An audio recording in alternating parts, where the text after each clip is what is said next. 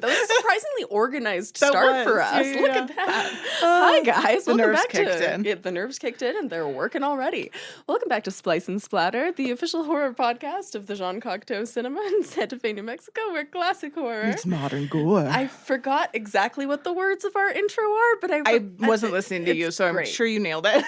There I was were focused on words. my part. Which Some of them were in some kind of order. I know I always nail classic horror, and that's the only part I care about. That was the only part I was listening to. Did you see? If anyone's watching, I anticipated, and I clenched my whole body. Oh my to God, make sure. I love it. Yeah. So for those who are listening and not watching, Al is covered in blood. Let's talk about it. I said right before I started recording too, I turned to Warren, I'm like, I like how you didn't say anything about blood on my face, and he just like did a little hand movement. He's like, par for the course. Gore for the course. Gore for the course. Gore for Yeah. the course. Okay, so tell us about yeah. your blood. Let's dive I got in. I forget what it's called, the Mayron or whatever it's called. I have no idea. Mayron. MEHORN. I have a I little don't bottle know. of it. It's like a classic, like Oh. everyone who knows classic makeup. horror? It's a classic horror makeup. Ah. I feel like everyone that does like special effects makeup uses this brand specifically. I feel like for the most part, and I don't know why I never have said it out loud. So I got it. A TikTok ad got me. I did not buy it on TikTok though because it was more expensive on the That ad. tracks. Yeah. So I went on Amazon and I wanted to test it out, and I figured what better chance? Yeah. So yeah, I got blood splatter on the face, did a little on the neck. Ugh. And it turned out Gorgeous. really cool. Yeah, I've got to say I'm very impressed by the texture. Like the color that it's dried to is very believable. Yes. So when you first spray it, it's very like orange bright, Oh, and then it dries to this interesting. dried blood color. That's amazing. Yeah. So I did it straight out the bottle, not even with a toothbrush, and I feel like it splattered really well. You did. I did have to You put got a little great cape. splatter, which I have to shout out. Al had a brilliant idea of a little. Can we talk about the Yeah. splatter booth? I was gonna say we should say like remind people where we're gonna be. Soon anyways. Tell us about your splatter booth idea. Okay, so we're going to be at Morgan Crypt Horror Fest in Albuquerque, September 27th through 29th. Mhm. And we're going to have a little booth because we're sponsors. I'm very excited about it. I don't know if the tickets, I think we'll have, the ticket winner will be announced on our social Yes. media by the time this comes Yes. out. So 4 people have a chance to win. And congrats on who won. Yeah. We don't know yet, but you do. You're in the future. Yeah. We're not. Yeah. But I thought we could have like a little splatter department, like a little splatter section. So if you want to get splattered, we could just spray your face with blood. I don't know if that's like allowed. I feel like if you're consensual about it, maybe you Come spray get your own splattered by face. Splice. You know, like maybe you do it. Maybe you'll sign a consent Splatter form. waiver?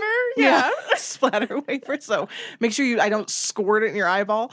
So maybe you splatter your own face with blood, but I thought it'd be fun because then people come, and if like maybe people don't have, because I know some people when they go to their first con or like they've never been to a horror con. I know Which you. it's my first con. I've never been Wild. to any con, let I am alone a horror con. Okay, one of my favorite things in life is experiencing my favorite things through the eyes of other people. Especially like new. Yeah. So like you going to this is probably my favorite thing. I'm so glad. And then taking people to Ren Fair is also my favorite Which thing. we're by the time you hear this will be in the past, but we're going to Ren Fair this weekend to celebrate Al's birthday. Yeah. Which Maybe 35. Oh, That's weird. It's weird to say. I don't think I like it anymore. I like being in my 30s, don't like being 35. Really? It's so close to 40. But and I your don't know what to 40s are do. gonna be your prime, Al. I You haven't Trav peaked yet. Trav said the same thing, This and I old was like, Alan's gonna know yeah, when you but I peak. don't want to be 40. I know it's my prime, but I don't want to be it. Anyways, so yeah, we'll be there. I'm excited to both go to Ren Fair and go to this horror con. I feel like my birthday month feels very like Trav's. You've done it right. Yeah, I feel like. Well, should I get into the part that I was going to tell you really quick about the thing that I didn't do right? Oh no. Because Al came in today and was like, Sienna, I have so much to tell you. We're saving it for the pod. You know, I'm about to shout out a PSA that everybody on the planet knows. I'm so nervous. And for where I this is knew, going. and I would give as a PSA. So, Al is me. I don't know why I do that. Al is me. Me Al is Al. me is Al. Al decided to do something real stupid and impulsive, which is, you know I'm autistic. Right. I think I have some ADHD in there, and I think this act proves it. I was about to watch diagnosis time. Yeah, I was about to watch I was getting ready for it. I told Trav, I'm actually having a good day today. This was yesterday. You know, we're gonna have the first Lions football game. I just got into football last year. Saw you on your stories. Having a great time. Watching the footballs. Yeah. That we won in overtime. It was amazing. Look at that. That's my hometown, so I gotta represent. Yeah. And I decided literally 2 minutes before this game, hey, I'm going to look at some of my Halloween costumes and pull out a wig, right? Plop it on my head real quick. Okay. So put it on my head and was like, oh, these bangs are looking a little weird. Wow. Let me just trim them up a little bit. Think what Moira Rose would say, Al. Oh, I've said it. Everybody said it. No, those are the girls. And if you're watching on camera, no. My front hair pieces are cut. And I can kind of laugh now. I love it. But when I tell you, I had the biggest sobbing meltdown. I think it looks good. Missed the kickoff of the game. No. Started to cry about that. No. Poor Trav was I'm trying to so be like, sorry. oh, it's just hair. It's just hair. Oh my God. Melted down about that. So, Sir. I want to pull the class. I have been debating getting short bangs anyways. Yes. I'm thinking about get bangs. full black. Get bangs. and bangs. Yes, Amy Blue style. But yes. I cut the middle. Yeah. The middle of Even all just- the hair. Even just seeing this piece, though, convinces me that it's the right choice. Because, like, just one middle piece cut shouldn't look good at all. It's giving Lydia Deeds. Yes. I want to murder myself. That's probably why I sprayed myself with blood. This was like my... And That was as close as you could get. I can laugh about it now because I'm a little bit away from it. Maybe I'm disassociating and pretending it's someone else. We're in the red room. It's fine. Yeah, Nothing that happens in here counts. really had to pull myself together today. And I'm going to be honest. If you're sad, squirt some blood on your face. It kind of pulled me out of it this morning. I was That's like, actually a great this is kind of tip. a look. Yeah. So I have to tuck my fucking hair. I am so upset. And then I tried to fix it. I had the wickedest comb over you've ever seen. And I was like, that's not working. We're not going that hard into indie sleaze. I'm not going back to 2011 again. I'm into it. I think you could rock it. So like you could also do like happy birthday to me. Oh my I cut my own fucking hair on accident and I hate myself. So might have bangs next episode. Everybody bully Al to get bangs. Oh I my think it's God. the right decision. I know I might go It's the right decision. full jet black goth mode. So see, I that thought was you were the going to start. say you destroyed your wig. Oh fuck the wig! The wig can fuck itself. I threw it on the floor in a tizzy. I was like, "Fuck this!" I wanted to throw it away. I see there's clippings of the hair pieces that I cut off. I'm like, my hair's in there somewhere. It's not That just wig is the cursed wig now. Oh my God, fuck that wig. So, anyways, that's wig how the did you day dirty, started. So if man. anyone sees a little piece flinging out, if you're watching the video, no, you didn't. No, you didn't. Don't tell. And for everyone listening, thank you for not watching because I'm having a moment about it. So, Normally anyways, we tell you to watch instead of listen. Today we you tell you to better listen listen. instead of watch. although the gag of me pulling it out was pretty funny. So That's if anyone, incredible. Sienna, if you see it floating and like going on a little adventure, you gotta like like a little signal it. Yeah, be like. So, anyways, that's me. Perfect. Love that. Great. How are you feeling about our first Monday recording? It's a Monday. Yeah, we're normally doing a record on Monday Wednesday. Our Friday was so booked. Our everything. It was so has booked. been I didn't so even finish the booked. movies until yesterday. I didn't either. And so my notes are a little bit old. My notes are Yeah, Friday, my so we're notes gonna are Friday. see how My much. watches last night I finished at 1 a.m. Oh gosh. So yeah. we're gonna 1:30 actually. We're gonna see what happens. Yeah, We're gonna see what happens. I Yeah, don't we'll know. see because I'm like a little disconnected from my notes. I did do I'm a some little like disconnected from my watch. body. Yeah. Well, some of my body is disconnected from me, my hair. So, but yeah. Anyways, I took up all that time. Oh my God, I love it. Thank you, because I am, again, guys, I'm in pre-pro. Last time that I I was was gonna in... say, if you watched or listened to our last episode, we know that Sienna, I don't know if anyone's looked at Sienna's website website, but it's very cool for Radon's daughters. Which I'll give a little bit of, I was debating whether or not to do this, and then I was like, I feel like it's inside baseball enough and like relevant enough to the podcast that I'll share a little bit of what's been going on behind the scenes briefly, because last episode, I announced that the Seed and Spark campaign was going to be live. At the time that we're currently recording, the Seed and Spark campaign is not live, and I'll tell you why that is, and I'll tell you the sneaky Splice-based thing I did that will mean that it is live by the time you hear this, because so basically there are a ton of different crowdfunding platforms that people use for indie film. Seed and Spark is one that I haven't used before. The reason I chose it for this one is because it's only for film, which in the past I've done ones that are for any kind of fundraising, right? Like GoFundMe that people are really familiar with. Exactly. Like my first feature I did on Kickstarter. That one, like, that's pretty well known. Yeah, and it's like it raises for all kinds of different things. But this one is just for film. And one of the things that they let you know right up front is every campaign has to be approved by them, and they send feedback to every single person. Oh my gosh! Regardless of how good or bad your application that you put together is, they send feedback to every single person. Every single person has to go through at least one round of revisions. Oh wow! And so knowing that, I was sitting with myself and I was like, okay, what would a Hays Code era filmmaker do to get around this sneakily? Truly. Because I need the campaign to go live as soon as possible. Right. How do I game the system here? Which I'm telling you this because I don't think Seed and Spark is listening to this. Maybe some filmmakers out there are who can use this. I did what you do when you when you want to get an R rating instead of an X rating, or a PG-13 Oh my God, we're gonna talk about that too with my film. Love that. Thought it might be relevant.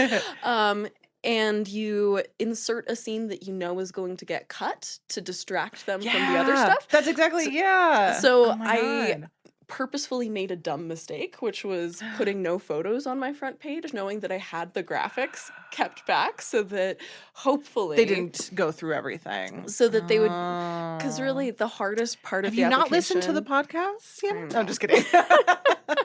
Because like the hardest part of the application usually is your pitch video, which I like put like dozens of hours into, and I was like, I want to make sure that the pitch video passes. And the pitch video passed. No feedback on the pitch video. Sick. But I was like, let me get the graphics ready and then just make this really obvious mistake so that hopefully the feedback will just be, you dummy, you need some graphics in here. Right. And the feedback we got was, video's great, you dummy, you need some graphics in here.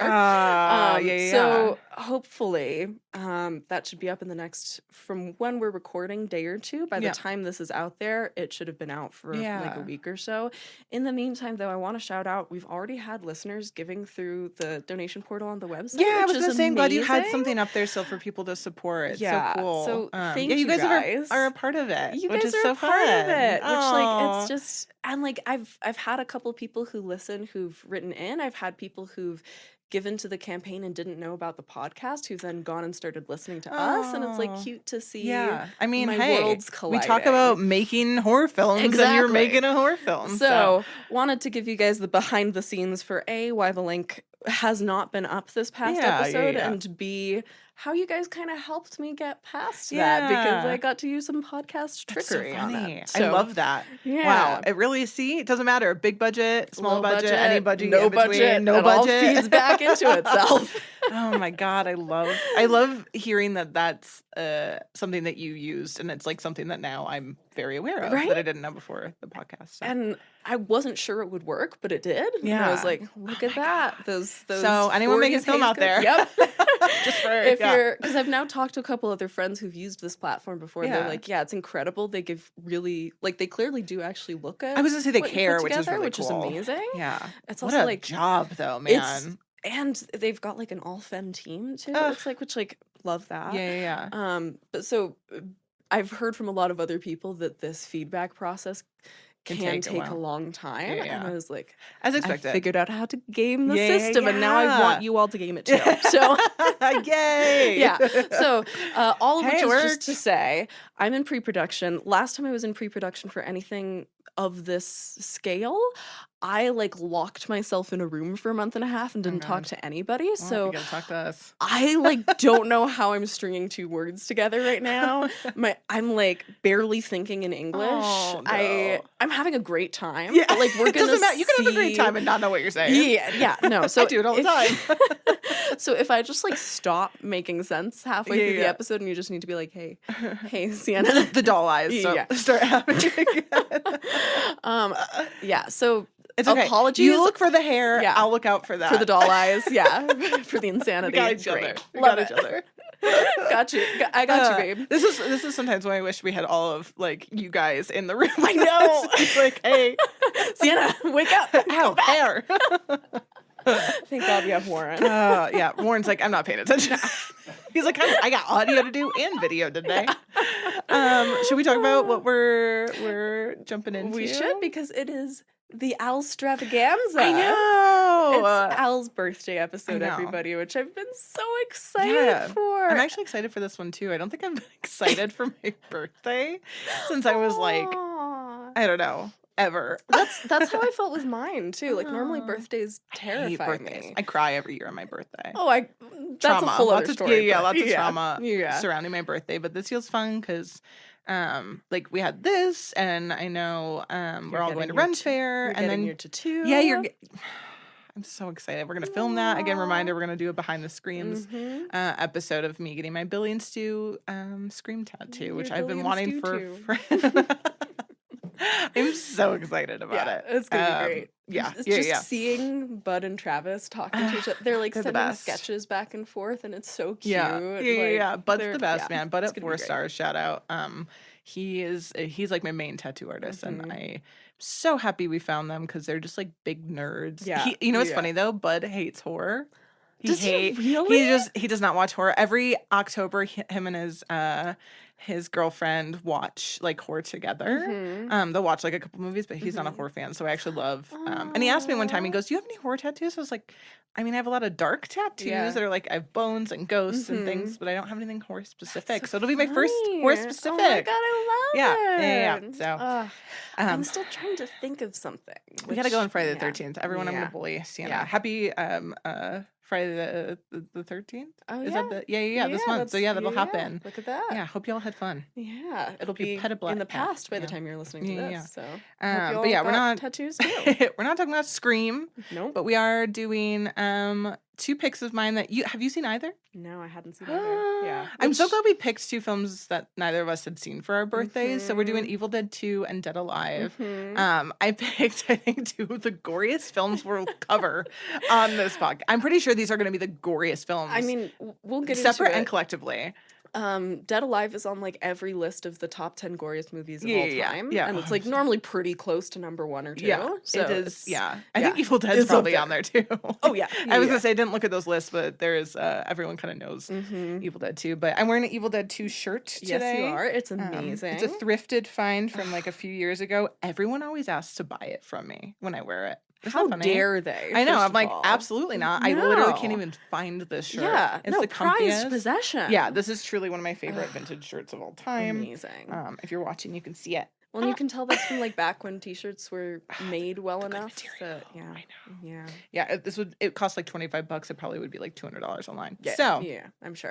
So I'm never ready. leaving your possession. Yeah, We're ready. We're strapped in. yeah. Am I going first? I think, you're I'm going going first. first. Yeah, yeah. Do you have a tidbit? I do. Look at that. I have a good birthday tidbit. I love. Do you have one? I do. Okay. Do you want to go first or second? You go first. Okay. So I have to read it because I kind of forgot the things about it. Mhm. Okay. Ugh. So I wrote like in the wildest like full circle of this podcast moments. Last episode I was struggling. We had that conversation about the appliances coming to life film, and I couldn't think of the name of it. Yeah. Warren did end up saying it like minutes later in the podcast. And I don't know how I just like didn't connect the Yeah. dots. I think because I didn't know the name, it didn't connect. But a couple people commented Maximum Overdrive is what I was thinking of. Warren did say it. Hate me if you want. I didn't realize. So it was Maximum Overdrive. I do want to Oh. cover that. But I realized I was getting it mixed up with the cartoon film The Brave Little Toaster, I think. Oh, wow. Oh, no. That's, Yeah. Honestly, it's horrifying in a different way. I think When that you're talking traumatized about most of us. appliances coming to life. Yeah. That's I what would was say that thinking. actually has a bigger track record of traumatizing people than Right? Maximum Overdrive Okay, did. great. Yeah. I can't look at a toaster without weeping a little bit. Can you? Okay, Can anybody? I'm glad that you at least know what that is, because for like a yeah. brief moment on air, I don't know if any of you guys saw it, but there was a moment where you can see cross my eyes this like fear that I invented this idea. Oh, the brave little toaster? No. So, You tried to pick PTSD, you blocked it out. yeah. Your brain was like, no. Yeah. So with Maximum Overdrive, apparently Stephen King was such... I'll come full circle again. Apparently Stephen King who did Maximum Overdrive, Right. was such a huge fan of the first Evil Dead film that he actually convinced producer De Laurentiis, who was the producer on this. Oh, was it Dino De Laurentiis? Yeah. Because he's also the guy who produced Blue Velvet, which is weird and fascinating. Yeah, love Blue Velvet. All sorts of stuff there. But De Laurentiis, he invited him over to dinner, and he was actually producing Maximum Overdrive, and he had to have his Stephen King wanted to have De Laurentiis production company produce Evil Dead 2. And because Stephen King was such a fan, it means Stephen King is the person that made it possible for Evil Dead 2 to happen. Because he invited him over to dinner, and they had this conversation, and then it just happened. So, yeah. I know. Isn't that so cool? I had no idea. So we have cute. Stephen King to thank for Evil Dead 2. I love that. So that's my little tidbit. So full circle. Yeah, it's well done. A fun one. That's how full... Yeah, I was just like... When I heard that, I was like, no fucking way. Yeah. No way. But we just talked about that, and then... Yeah, so very podcast manifestation. Very pod manifestation. Yeah. What's your the bit? Let's see. So bit. Give us the bit. So I've been trying to start out with tids that I feel like are like whatever the tidbit is that you're most likely to have already heard, so that then we get into like stuff that's more obscure as it goes on. So I'm sure you recognize when we start off in Skull Island, that's a King Kong reference, right? Which of course, love that verse. It's amazing. And of course, then Peter Jackson goes on to direct the 2005 King Kong. His makeup special effects team goes with him, but not the only reference hidden in there, which I didn't know about this. It like pinged my memory as like, oh, I'm referencing, or there's like some sort of a reference here that is like ringing a bell, but I couldn't figure out what it was. Had to go back and read about it. The giant Sumatran rat monkey idea is from Sherlock Holmes. Did you know that? No. There's a Sherlock Holmes story called The Adventure of the Sussex Vampire, which little Beastly Books shout out, because I feel like that's the sort of thing that lives in that We definitely world. have some vampire. And within that story, there is a giant Sumatran rat that's made up. And so the Sumatran rat monkey is their little twist on it. Which / also like it's kind of a King Kong reference too, I'd imagine. So good. Yeah. So I forgot that it opens with Skull Island. Again, I was gonna say, just like a little preface, these are two films that I feel like kind of kicked me off into my horror love. Oh, I love that. In a different direction than like the kind of classic horror that I was kind of like raised with. Yeah. This is what got you into modern gore. Yeah. It got me into absolutely. It kicked me this way. Could have gone down your route, went this way. The podcast wouldn't be here. There you go. But you couldn't have two of me. Yeah, terrible. The rat monkey is just it's so good. One of many of my favorite parts of this film. Too many to count. Yeah. Couldn't even do watch notes because it's been a while since I've revisited this one. But man, do I remember everything. Yeah. And same with Evil Dead 2. It's been a couple years. I've watched this memorable. one. Yeah. So you go. So let's start out. When / how were you first exposed to this? Tell me. I think it was. I want to say it might have been. I can't remember if someone in one of my film classes said it, and then we had this amazing place which still exists in Chicago, called Reckless Records, and I used to go there and that's where I started like my DVD collection. And then if they didn't have it, you could do an order, show up later. It was like right around the corner from one of the places that I lived. And I think either I saw it like on Tumblr or someone in film class mentioned it. And then I remember I just like bought the DVD and was like, this is the most disgusting thing I've ever seen. Yeah. The humor in it is so funny. It's so it feels very like Monty Python style humor almost. Yeah. I was gonna say both of these. I know, like for Evil Dead, Raimi like loves the Three Stooges, and that's like obviously like even behind the scenes, he's Three Stooges skits all day. And this one kind of feels like watching these as like a double feature. Like the humor is just so it's so like, slapstick. It's so slapstick, and it's so like it almost feels like a Taika Waititi, but he does his earlier work though is he's so character driven and he's so like, but it's very like what we do in the shadows type. Yeah. It's very like that. So, but yeah, I think it was just like buying the DVD and I watched it. Interesting. So many times. So funny. So many times. It's like burned in my brain. These two films, but specifically Dead Alive. So. And see, Dead Alive is one that, even though it was my first time seeing, I'm very familiar with the poster. Like, it's such an iconic image that, like, I'd seen it several times. I'd heard so many people talk about A, how gross it is, B, how amazing the practical effects are, which we're going to talk a lot about. Oh my God, I can't wait to hear. I don't know anything about the behind the scenes. I know a lot. I knew a lot of Evil Dead 2, but I don't know anything really about this. So. Did you check your Slack over the weekend? I didn't want to because I was afraid you sent me. I know you sent me what's his name's really hot. Yes, I did. I didn't look at it. I figured I'll look at it. I had a feeling you wouldn't, and so I brought in pictures. Okay, good. I was going to say we could pull it up during. Yeah. I knew you were going to ask me about it. I didn't want to ruin anything. I wanted to hear it from you. We get really excited sometimes and like to send each other things beforehand. Normally I try to resist, but because it was so sorry your birthday episode and because I'm sorry, I don't there's like just so much good info that I just shit. Anyway. Sorry. No. I was kind of expecting / hoping that would be the case, but I needed to gauge beforehand. Yeah, show me the hot man. Yeah, I'll take a hot man for my birthday present. Thank you. I mean that too, but I was gonna say I need to figure out like how much to describe the visuals of how things were made. So okay. Knowing that you haven't seen, basically there's an incredible like 27-minute making of featurette on YouTube that I think you'd really enjoy.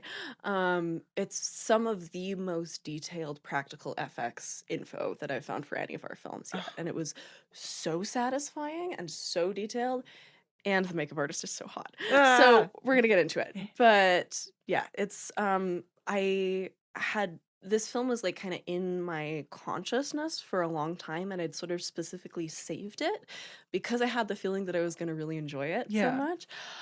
I loved this film, Al. This was like a straight 5 out of 5. I'm so excited. I'm so happy. I was like, Sienna's gonna love this, like love this or hate it. Oh, love. 100 out of 100. Yeah. All the tomatoes, all the thumbs. Yay. Just straight fucking gold from start to finish. I'm so happy you feel that way. Oh my God. I could not have been more delighted. You should have, like, the number of times I know, I should have had like, you record yourself. Laugh during it. Yeah. It really is one of those films, I think. Yeah. It's just, well, and I think we'll talk more about this because instead of like a regular film theory rant corner, I mainly just have like a question that I want to debate with you. Oh, I love when you bring in now I like when you bring in questions because it makes my brain think. Yay!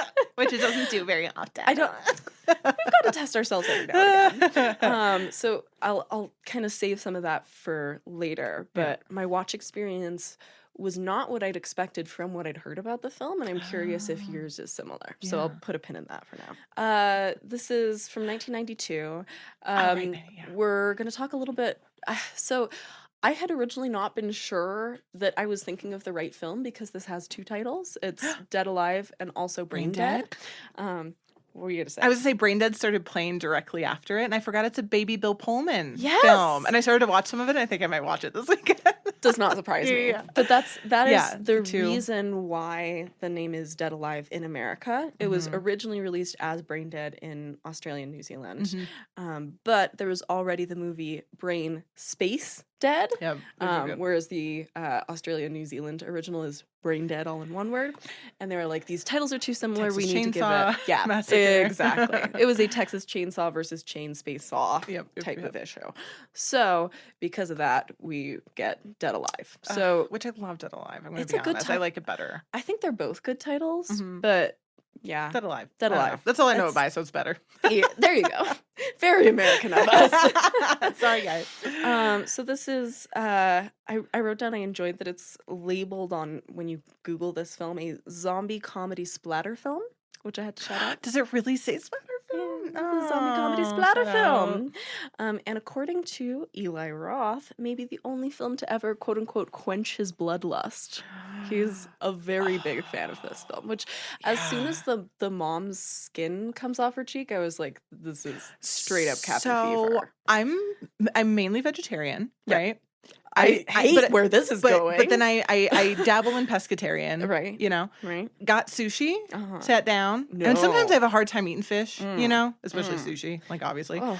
Decided to eat it right at the moment where the mom's little pus bubble goes into the soup, and I actually thought I was gonna gag. That was I was like, grossest I'm done. Scene in the movie. I'm done eating by far. I had to stop. Yeah, that whole scene where the meal scene, it like that. Oh, it actually makes me want to gag now. Yeah, I can't think even about thinking it about it. So yeah, I'm not surprised that Eli Roth. Yeah.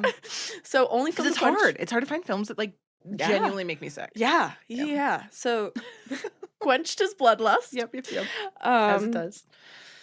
I also wanted to shout out, since we talked a little bit about the titles. Yeah. You know, I love to find translation title, like what it was called in other languages. Oh, yeah. The Spanish language release, which obviously the actress who plays Paquita is from Spain. So the Spanish release, we'll talk a little bit about that. The Spanish title is so bad. Oh, no. Usually it's really good. It was just, tu madre se ha comido a mi perro. Your mother ate my dog.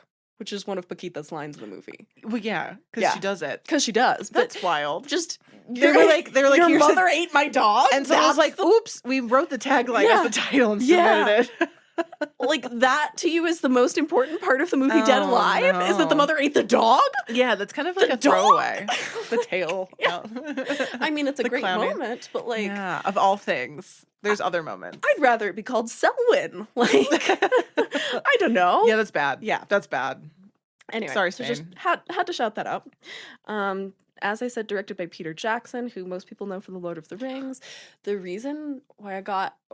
of the reason why I got so excited when you chose this film and where I was like, can I please cover this one? Is because he also did Heavenly Creatures, which is one of my favorite films of all time. I watch it too. That's on my watch list along with Foxfire. Which everyone, I feel so stupid. The internet, all of you guys have seen it, and I'm not, so I'm going to. Also, both gay 90s coming of age movies. Heavenly Creatures I'm more familiar with. Yeah. I didn't realize you did that. Yeah. It's Kate Winslet's first major role. Super gay. There's murder. It's amazing. I think if you find yourself liking a lot of the films that I mentioned, you'll probably really like Heavenly Creatures. Yeah. It's like a very Sienna-coded film. And I also think you would really enjoy it. But so he does that one in 92. But this is his third feature at this point. Oh, wow. And it kind of is more in line with where he started out, which is in 1987, his first film Bad Taste, which also it's called a splat stick movie. Yeah. Oh my god, splat stick. Stop it. Which also t-shirt / merch idea. Splat stick. So if you enjoy Dead Alive, I would say also check out Bad Taste, because it's one of the works of his that's most similar. Oh, wow. And then he goes on after that to make Meet the Feebles in between, which is I forgot like about his whole cult comedy. Gotta revisit the Jackson Hole. Oh yeah. That's a place in Colorado, so shut up, everybody. Isn't that in Wyoming? Wyoming. Listen, how many times have I said here? Public school. Also, I failed every class other than art, so fuck it. I mean, when in our lives are we gonna need to know where Jackson Hole is? Now, apparently. It would have set me up for greatness. Failed. And it just failed. It set you up for comedy. It did. Okay. As my failures often do. My hair was also a comedic moment. That was also a failure. I mean, they say I'm never gonna let that die. They say comedy is tragedy plus time, baby. So Yeah, there you go. True. So I know that all too well. don't we all? So written by Jackson alongside Stephen Sinclair, who also co-writes The Two Towers with him when he's doing Lord of the Rings. I know the name. Yeah. He's Jackson is one of these people who works with a lot of the same collaborators again. Yeah. And I just wanted to shout out the other person who co-wrote this with him is Fran Walsh, Jackson's wife, which I thought was adorable. Aww. They worked together on all of his films. They started working together when they co-wrote Meet the Feebles together, so the film before this. That's so fun to be able to create together. So they not only co-write all their shit together, she also, since Lord of the Rings and onward, has been the producer on all of his films too. So she's a fucking baddie. Yeah, We like love. who did we see at Violet Crown? They were a couple. The famous cinematographer traveled. Oh my god, Roger Deakins and oh my god, that's she's a so masculine embarrassing. name. And she's She was such a baddie. amazing. I Oh my loved god. her. I know. Oh my god. Warren, look it up. Warren, help me, please. They have a podcast together too, which I want to listen to. Yeah, I know. We'll get they back did to it. Jean It's Deakins, okay. And she's amazing. How am I not It's like remembering Kyle this? Deakins or something like Yeah. that. It's a really cool name. What? Why are you laughing? It's definitely not Kyle, but I love the idea of a woman named Kyle. Yeah. Oh my god.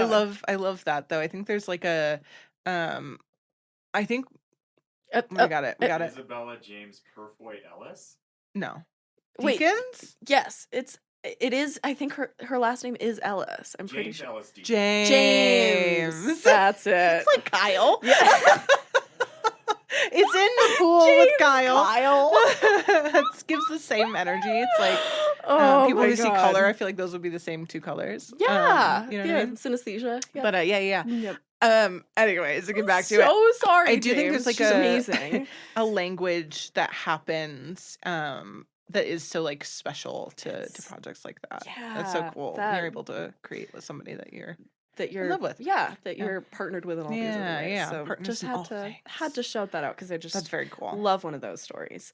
And they'd actually, the three of them had been workshopping this idea, particularly Jackson and Sinclair, for 5 years together because they'd first come up with they'd like started talking about wanting to do a zombie movie together when they were working on Bad Taste, his first movie. Okay. So this was like a long time in the works.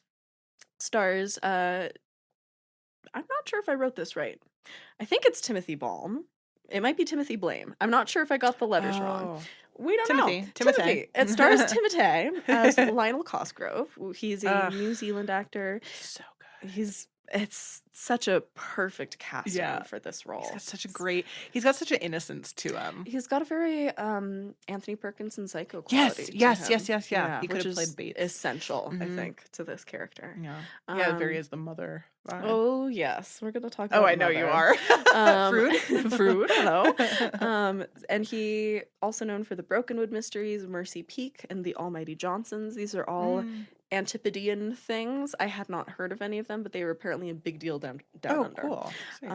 Stars Diana Peñalver as Paquita Sanchez, and she's great. Oh my god, I love her. We I would put her in my love. pocket and take her with me everywhere. Isn't she just the most endearing She's character? so adorable. Normally that role could play really like dumb and annoying, and you just like love her. So there's something about that actress who is just so endearing. Yeah. It's really incredible. Yeah. And she's a Spanish actress. She's known for Amar para siempre, and she also played Conchita Lorca in the TV series Lorca, Muerte de un Poeta. There's Elizabeth Moody as Vera, who I thought did an amazing job. That's the mom. Yeah. Oh, yeah. Which God. hard performance to give, actually, in a lot of different ways. There's so much to it. There's a lot of range, one might say. Lots of range. I did see that there was I need to look more into this. There was a credit that scrolled past in the ending credits that listed a different actor as Zombie Mother. And I don't know whether that is a separate zombie character or whether some of the zombie mom was doubled by another performer. Yeah. So apologies that I wasn't able to find that. If you all know, please let me know. But she is a English-born New Zealand actress, worked a ton with Jackson. She's actually also in Heavenly Creatures. And she's Lobelia in Lord of the Rings.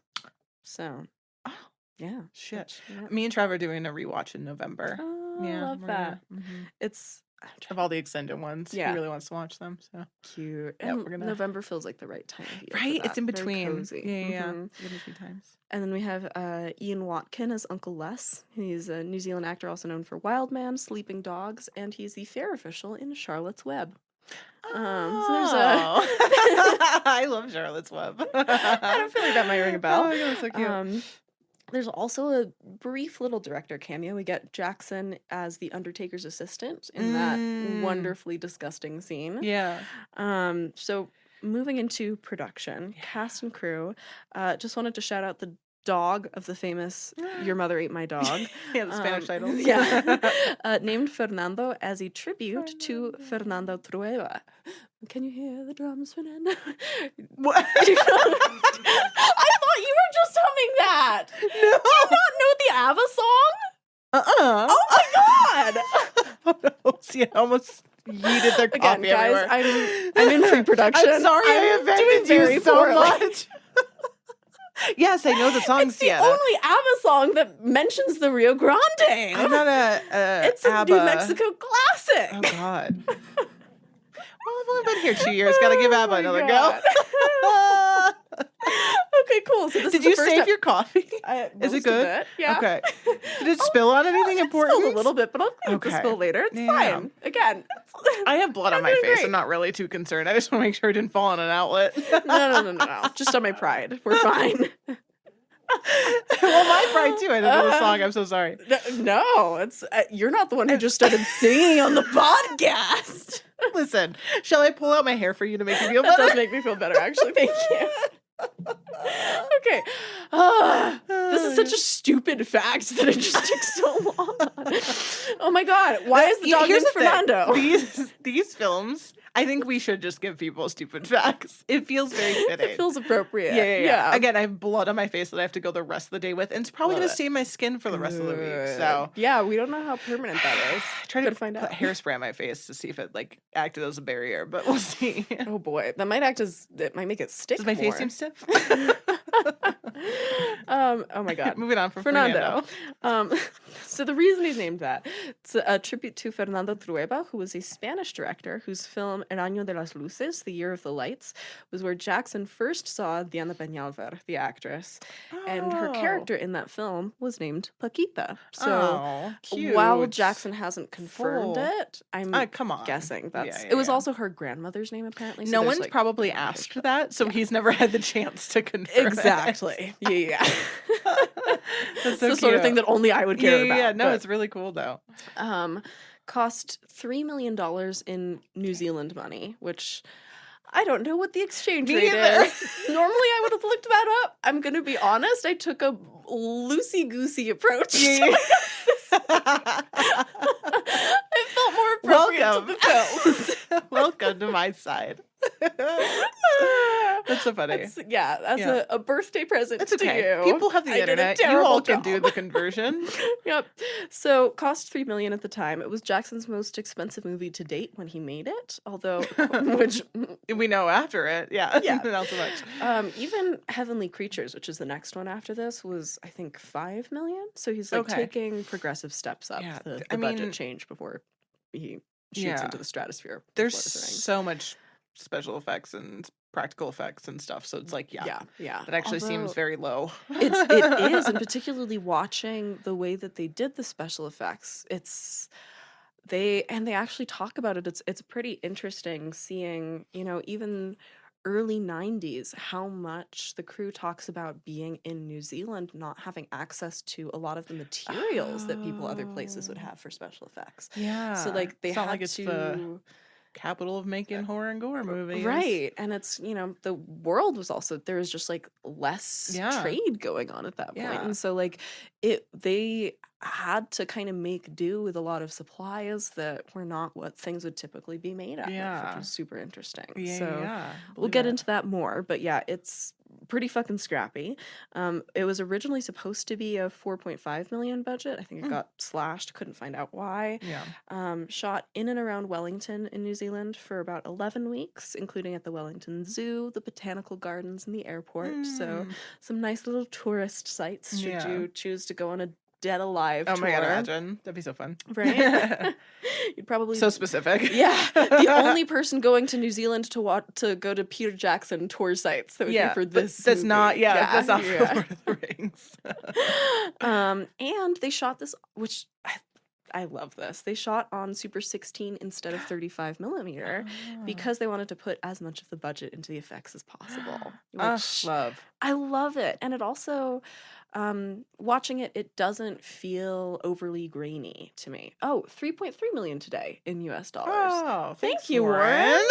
Oh, bless. So 3 million in New Zealand in the 90s is the same as 3 million in the US today. Look God, at that is not a lot of That's money. Weird. Holy shit. That's super weird. That's not. Like, again, think about that climactic scene in this movie. That's one of my favorite scenes. So with him with those little his lawnmower. Yeah. That's like the scene that sticks when I think Dead Alive. Like that's the first scene that pops in my head. Yeah, Chekhov's lawnmower. Yeah. Because we get it planted at the beginning. When the mom is like, the lawn is in such bad shape. You've got to go mow the lawn. Yeah. Let's see. Okay. Yes. Now we get into special effects. Yay! And my crush. Diving right in. So special effects done by Bob McCarran and Richard Taylor, who are industry baddies. Bob worked on a few little films you might recognize, including The Matrix.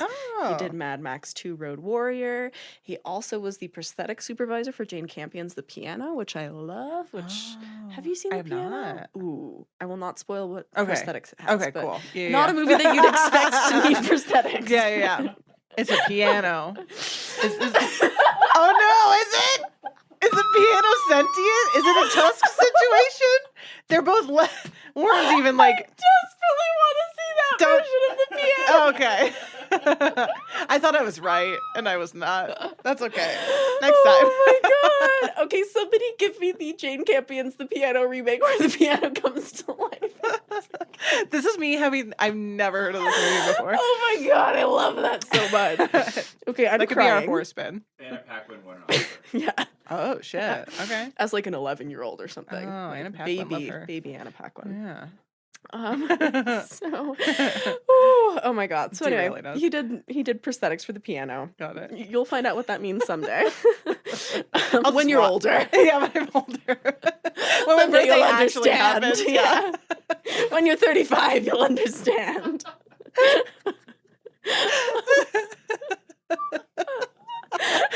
Oh, this episode's gonna be goofy, man. It's the Al-stravaganza, I know. everybody. I have brought 9 my fucking chaos. pages of notes that I'm not gonna be able to make it through. Because it's just going to Hopefully be me you get giggling for I hope you 45 get tuckered minutes. out when you during yours, and then you just listen to me like story time. I just shut up like a toddler. Yeah. We can only hope. I come Oh back my and you're god. just mouth taped. You're tied to the chair. Warren, could you get us some duct tape? Yeah, can we do a Walmart run real quick? Oh my god. Okay. So Richard Taylor, who was only 26 years old. Oh at my the god, everyone time. on my crew is a baby too. It's incredible. Yeah. And he is credited, I can't remember what the full title is, but one of the credits that comes up for him in the opening credits scroll is like gore supervisor. And it's like, imagine being the gore supervisor. Oh my god, for we need this shirts that say movie. that too. Yeah. Gore supervisor. At 26 years old. Oh my god. It's incredible. Wild. So he's the one who I have a giant crush on. Worked on the Lord of the Rings films, worked on King Kong, worked on Black Panther Wakanda Forever. Okay, so you kept him. And both X and Pearl. No way. Yeah. He is, when we were talking about those, remember Weta Workshop? Or Weta, W-E-T-A? Oh yeah, okay. That's the special effects house that they hired. He's the guy who founded that. So this is like shit. Okay. the origin story. Okay. I was gonna say, I feel like we talked about him. I wonder if we've talked about him because I forget everything after we say it. Same. God, I wonder if he's done other. Probably. Yeah. Because So cool. basically anything else that's shot in like New Zealand, he's like the New Zealand special effects wizard, love that. essentially, at this point. Booked And again, and busy. 26 at the time. Jackson also built some of the miniatures for this himself, which is Nerd. it's so cute. Yeah. Well, because on Bad Taste, his first film, he was the one who did most of the special effects himself, which we love. We love a creative king. Yeah. Peter Jackson. But I also just kind of got a little bit of glee from that because it kept making me think of that Ben Wyatt claymation, like, could a depressed person Oh my do god, this yeah. scene? Stand in the Place where you yeah. yeah, yeah.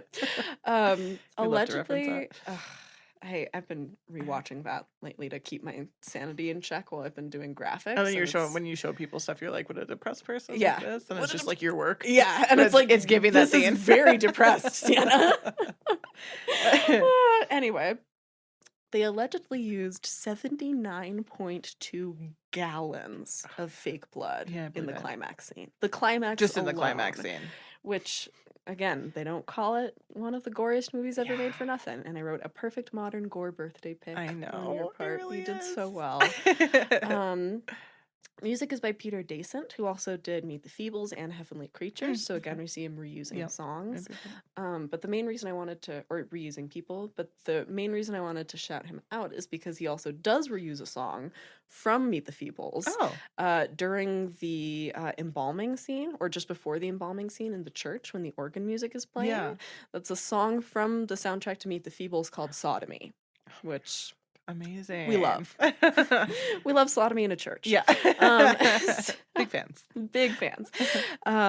So I also found on IMDb a production tidbit that I was like, I think there must be truth behind this story, but also the way this is written cannot logically work.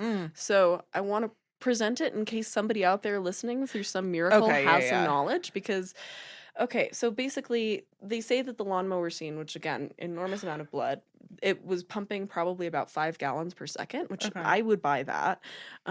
But Timothy Balm said, according to IMDb, said that it was so cold when they were filming that the fake blood kept freezing and hardening on their clothes, which sounds believable, except the IMDb page also states that they were filming that sequence in December, which in New Zealand would be the height of summer. Summer, yeah. And so I'm like, one of these things is not true. I don't know which, but it makes me doubt the first fact a little more, that they got something as basic as what the weather in New Zealand is freeze on you. It would have to be really it would have to be real cold. Yeah, that would You have would to see be their breath. like 0 degrees. Yeah, you'd have to see their breath. So yeah, I don't think I believe So I don't- that. I don't But totally if anyone buy it, knows, but it's a fun story.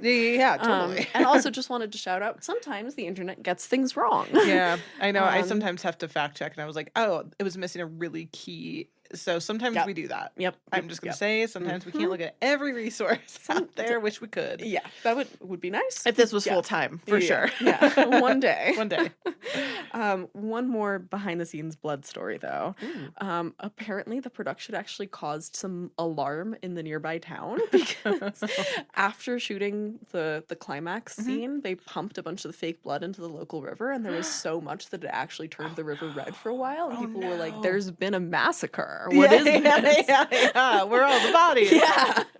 And so people were like calling the police. They had to be like, "It's okay. It's just the guy who made Meet the Feebles doing some shit up It's just the river." Peter fucking Jackson. It's just Peter okay, fucking Jackson. Peter. Yep. Oh my god. Let's talk a little bit about baby Selwyn. Yes. The only baby we'll ever stand. Because he gets the shit kicked out of him. Don't you just want to wail on that baby? Oh my god, yeah. Well, and he's indestructible. Like I know his little giggle. I want to like punch him so bad. This is actually every time I see like babies, I'm like, that's the response I want to have. You know the spot. You know the part where like he tries to pop out of the thing. And he does something to Paquita, and she was like gonna be nice to him. She's like, "Oh, I don't want to blend him up." Yeah. But then he's like a little shit. She just punches him. I'm like, "Oh, I feel that so hard. Oh, I feel that, Paquita. You get him. You go, Paquita." we Stand love Paquita. So baby Selwyn. Yes. Oh my god, I love this. Mostly played by a puppet made out of foam latex with 3 head bases. They made a crying Selwyn, a giggling Selwyn, and a regular Selwyn. Got it. And of course, each of those, the faces are kind of malleable, but they Yeah. needed you don't have a full human range of emotion Yeah. on that kind of material, so they had to build different models. They also then had sturdier head models for each of those three Okay. to do stunts. Baby stunts? Baby stunts. Baby stunts. Oh my god. But they had and then more flexible ones for close-ups that could Okay. show a little more emotion. Okay, cool. But for They weren't Selwyn's- animatronic little faces? Okay, sorry. For Selwyn's first scene where he looks around and blinks, obviously that has to be animatronic. Okay. And so what they did for this, and this is another one of those great, like, they didn't have either, like, New Zealand as a whole, there wasn't access to all the materials they wanted, but also the budget was so small that they Yeah. got real creative here. And so it's built with a fiberglass head, latex skin over the top, articulated eyes inside, but because they didn't have the budget for fancy cabling, they used curtain pulls to animate the eyes. Which I was like, little twisties? Yeah. Genius. I Fucking know. genius, right? I love hearing that shit. Because then Yeah. it's like, okay, I could use that next time if I It's don't have the budget for the thing. And it works perfectly. Yeah. Look at that. Yeah. It's so satisfying. That's so great. So again, this behind the scenes featurette that I talked about, I sent you the link. I'll share it on our socials if people want, because again, it's so juicy. But he also talks, Richard Taylor talks a lot about making sure that he's like very concerned about the actor's comfort, which I love. And so he's like, I try to keep up a constant stream of talking while I'm doing head molds of people so that they don't get claustrophobic to distract them. I know that would actually like kind of kill me. Yeah. I'd have to do the Jim Carrey in The Grinch, which is like chain smoke and meditate Oh yeah, 100%. to get through it. I mean, that's what I'm doing to get through life. Which anyway, I love the but idea that The Grinch smells like cigarettes. It feels. He fitting. looks like he smells like yeah. cigarettes. Let's be honest. I love him. Among other things. So here I have to Can you show show you 'em? some photos of Richard my God, Taylor yes. because I just Oh yeah, you would. ugh Oh my God, ugh what a great image, just I period. know. Is that him too? Yeah. He's looking like a sexy Harry Potter. I know. Sir, you can't wear glasses like that. That's not allowed. It's the glasses, the It's that, hair, like, and the femme- knowledge of fake blood. I was gonna say he also has that like very like femme yeah. boy You know my type. vibe. Oh Yeah. my God, yeah, he's really hot. Yeah. Oh no. Yeah. And again, Oh, watching no. the interviews, he's like 26 years old, and he's just like talking about how he's like trying to make everybody feel so comfortable. God, and you I'm were just like, I gotta- you can you make were a like, head mold of my face anytime. You're like, I gotta take a Like, lap. I gotta go touch grass real quick. Truly. Wow, he's hot. Yep. Yeah. Yep. Yeah. Yep. See Yeah. it. Thank Okay. you. So- I'm glad I waited though. There you go. Now you can go watch the full Yeah, now I'm gonna watch it 26-minute for sure. featurette and have A the moment. great time that I did. So, by the time they got to the end of the shoot, they actually were under budget, which we all know this is incredibly rare. Holy shit. They'd saved $45K. And guess what they spent it all on? Booze. Blood. After party. Bloody booze. Bloody booze. Boozy blood. Gross. Jackson decided to put all of that into shooting the park scene with Selwyn and Lionel, which I think is so that to me, like, that kind of encapsulates the heart of the movie. That's like the Yeah. dynamic of the whole movie is that one scene Funny. and the slapstick humor of that scene. And it's like that really It feels big too, that It scene does. in a different way than some of the other parts of the film Yeah. do. So, oh my God, that's so funny. And I love it's that like- he invested back in. right, and that like Yeah. I'm sure that he scrimped and saved everywhere else. Yeah, And yeah. like, but imagine, you would think that I would say that he put that money into the giant bloody climax where he's got 69 gallons of blood. And he planned Saved for that. money through all of the rest of that Oh, man. to spend it on this like Groucho Marx style Yeah, yeah, slapstick yeah. park Oh my sequence, which just like Which is so, again, that's one of the other like most iconic points of Totally. the film too that people think. Yeah. I definitely, that was like clips I was recording on my phone and Mhm. sending to Trav because Oh, he hasn't yeah. seen the film in a while. Or in a while or something. I don't know if you've seen it. I feel like he's seen it. I would hope so. It feels very Yeah. Trav coded. Yeah. As So, well, but I was just like, oh my God, I love Yeah. this movie so much. Yeah. It really So good. re-solidified how much I love Yeah. this movie. It's So, well, yeah. it very much feels like you can tell Peter Jackson is somebody who watched a lot of like silent comedy from that too. Like it feels very like so physical. Charlie Chaplin Mhm. or old Again, the three- Stoneface. I wonder if he watched The Three Stooges too. I'm sure 'Cause again, It's they very feel very- stoogey. Yeah. very stoogey. love it. So anyway, I love that that's how he chose to spend the Yeah. money. They apparently shot that whole scene in 2 days, which also feels like Damn. pretty tight timing to me for Yeah. how Much goes A, on. how complicated it is, how many performers there are, how many Yeah. stunts that, like there's so much going There's on. a lot. So A it's lot of yeah. shots in that one. So again, you can Oh. tell Just loves it. Peter Jackson earned the right to those big budgets. That's all I can say. He Well, showed because then look that- at those. Exactly. Like the man knows how to stretch every fucking dollar. So when Yeah. you give him these giant budgets, you get giant Mhm, returns, which So isn't cool. always the case. So just had to Love that. shout that out. Now we get to 2 tarot mini tids. Ooh. Which I also just want to say, I would love for us to do a tarot pairing sometime and do The Love Ooh. Witch and some other Yeah, yeah. tarot related horror movie because I feel Oh, like don't know that's if I like know a another tarot fun- related.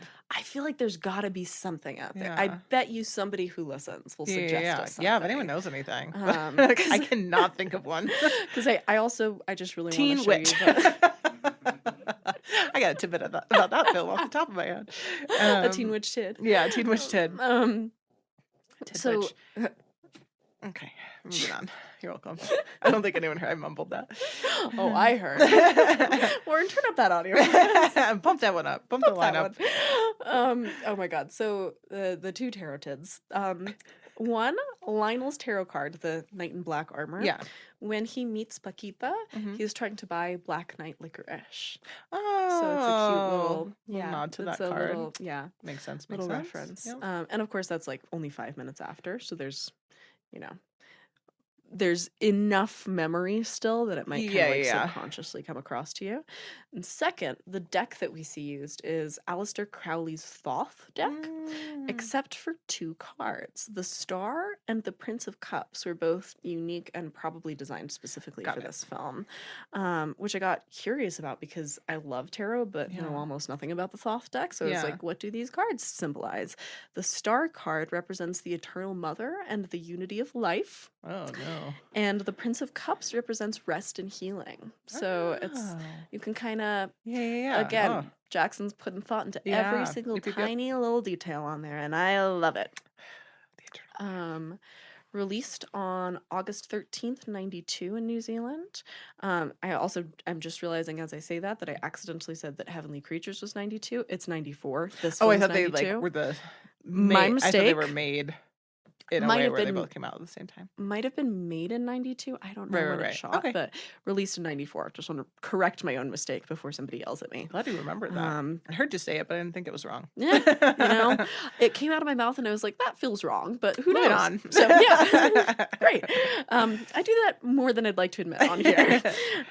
So released August 13th, 92 in New Zealand, not until February 12th, 93 in America. And it actually, in New Zealand, made more per screen than Batman Returns. But So random. still wasn't enough to make it a commercial success. This movie fucking bombed at the box office. Yeah, films like these would.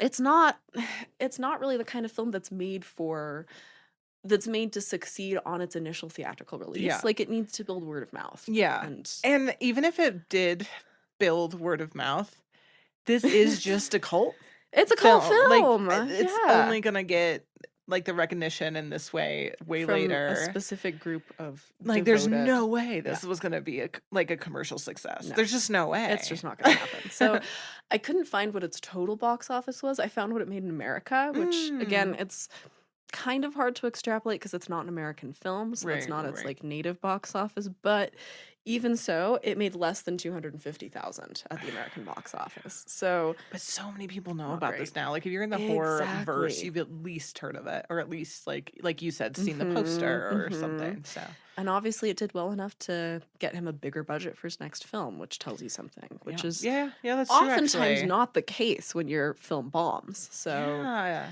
and part of the reason why is because, kind of bizarrely, even when it was first released, critics fucking loved it. I know. Isn't that wild? New Zealand critics? All critics. Oh my god. Critics, period, fucking Wild. loved this movie, which is so They probably were rare. like, this was so bonkers that we can't hate it. I pulled some quotes along those lines, yeah. Let's go, baby. Oh, let's see. Yeah. So currently holds an 89% on Rotten Tomatoes, has an 87% from audiences, so they're kind of right next to each other. I wrote David Stratton in Variety at the time that it was released, gave an incredibly Al-coded take and Oh my said, God. It was me. some will recoil from the gore, but Brain Dead wasn't made for them. Oh my God, I literally say that You all the say time. that all the It's not made time. for you. Yeah, it's not made Oh for you. wow, that literally is me. It's you. Yeah, you Wow. ghost wrote that. Found one more that I really enjoyed. And this is a positive take. It's from a positive review, Okay, but I have to okay. give that context because it might It not doesn't sound sound like it like on its own. Which again, we love. From Peter Rayner in the LA Times, he wrote that the film, quote, makes something like Reanimator seem like a UNESCO documentary about Mother Teresa. Which I was like, That's a very icon you shit. Yeah. That's a very you True. quote. And appreciation has only grown with time. This year it made 94 in Time Out's 100 Best Horror Films of All Time poll. Aw. So it's beloved. In 2018, Jackson mentioned that he wants to do a 4K restoration. He's hoping that he'll be able to do like a box set re-release with Bad Taste and Meet the Feebles. Whoa, holy shit. He calls That's them cool. his naughty years, which I was like, Oh my God, love. sign me up for the Peter Jackson naughty years Yeah, box you love set, that. You love saying the please. word naughty on here. Thanks for calling me out, Al. Yeah, you love that fucking word. You and Peter. That's true. That's one of the many things we have in common. And I'm sure you probably know this already, but one of the most famous influences that this film had is one that the influencee himself calls out. Simon Pegg wrote in his autobiography that this was one of the biggest touchstones for Shaun of the Dead, which I know is something that I believe you have been suggesting we play at the theater. Am I correct? Oh, we they're doing like a live Yeah. I think it's the 20th anniversary this year of Shaun of the Dead. So it's I've never seen that. I thought you were a Shaun of the Dead fan. Nope. Oh, my bad. Although Simon Pegg is in the Boys. I'm watching The Boys, which is also very gory. Yeah. Yeah, I'm just not a fan of like that genre of film. Like Isn't Fido. that this genre? No. It feels very different to me. Interesting. Because that's like making fun of something that's slapstick, and I don't like the that's meta-ness so of it. Interesting. It's too of that time. It feels like This it feels like college dorm poster of a bro that would have told me like I should drop my major in film because I don't know anything. So I don't think I like that's how I feel about it too. But I like thought that it was something that you were. No, there's something that I don't know. I feel like triggered. Dead. I love Simon Pegg though. Shaun of the Dead gives misogynist vibes. It does. No offense to anyone haven't who's a even fan. seen it. Warren Mouthgate does. Trav would also Is be, it? but again, look at who's just on that side of the gives room. misogynist vibes. It just Men. does. I don't know. I know. I think we were haven't seen triggered it. to like. Yeah. It's like we walked into their dorm room. We're like, And there's Shaun of the Dead everywhere. and then we're just getting like. I think it's like one of those things Yeah. where it's what is it? The Old Spice smell hits our nose. Yeah. We I wear just- Old Spice. but I don't mind it on you. It's Alpine. It smells good. Alpine. Every time anyways. Our rants are wild. Oh this my god, episode. I'm so sorry. Guys. I'm glad you feel that way too. Again, I'm not saying not all men. Please. I'm saying all men. You know who you are. Except Warren. Yeah. Except Warren and Trav. No You've got man listening to this podcast is that man. That's true. Yeah, if You can't make it if you've through this, gotten this far, podcast. truly. Oh my god. Okay, so couple other little things I wanted to shout out about the release before we get into rant debate. Oh yeah. I'm so curious about your question. So the filmmakers for this got sued, which I thought was fun. Oh shit. In Bradley v. Wingnut Films Limited, which I just had to say, what a humiliating name for your suit. Oh my god. Right? Like truly. I would just not sue the person based on not wanting I don't want my name case to be. I don't want that to be pronounced. Bradley against Wingnut Films Limited. Like Bradley v. no. Wingnut. Bradley v. Wingnut. So the Bradley family sued over inclusion of images of their family tombstone in the film, which Yeah, it's dumb. It only shows up for like 14 seconds. You don't even see the full name. And I ended up going on like way What a too long of a wild- detour into like New Zealand case law, trying to understand exactly what I happened. was gonna say, because if you're like, if you can shoot, if like you're allowed to shoot at a location and it's a cemetery, then they should. That's the you should sue the Right. cemetery Right. for allowing filming at a. Exactly. Well, and it kind of reminds me God, of if I'm dead and I have a tombstone, which I don't want one, I want to be buried. I want to Right. be made into a little cube that goes into the an owl ocean. cube. Yeah, you be a little cement and you make coral reef and you get dropped in the ocean. Aw. So I don't want one. But come on, they're Right? dead. Give it a break.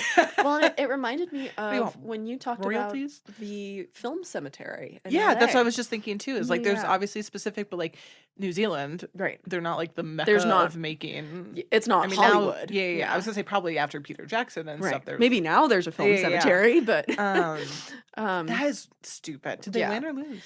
again, I Don't had know. trouble finding an answer that I could understand because Okay. I'm not good at reading legalese. But what my understanding, and if there's a New Zealand lawyer listening to this who wants to correct We me do and have yell New at Zealand me, listeners, that'd be so, awesome. yeah. Yeah, please do.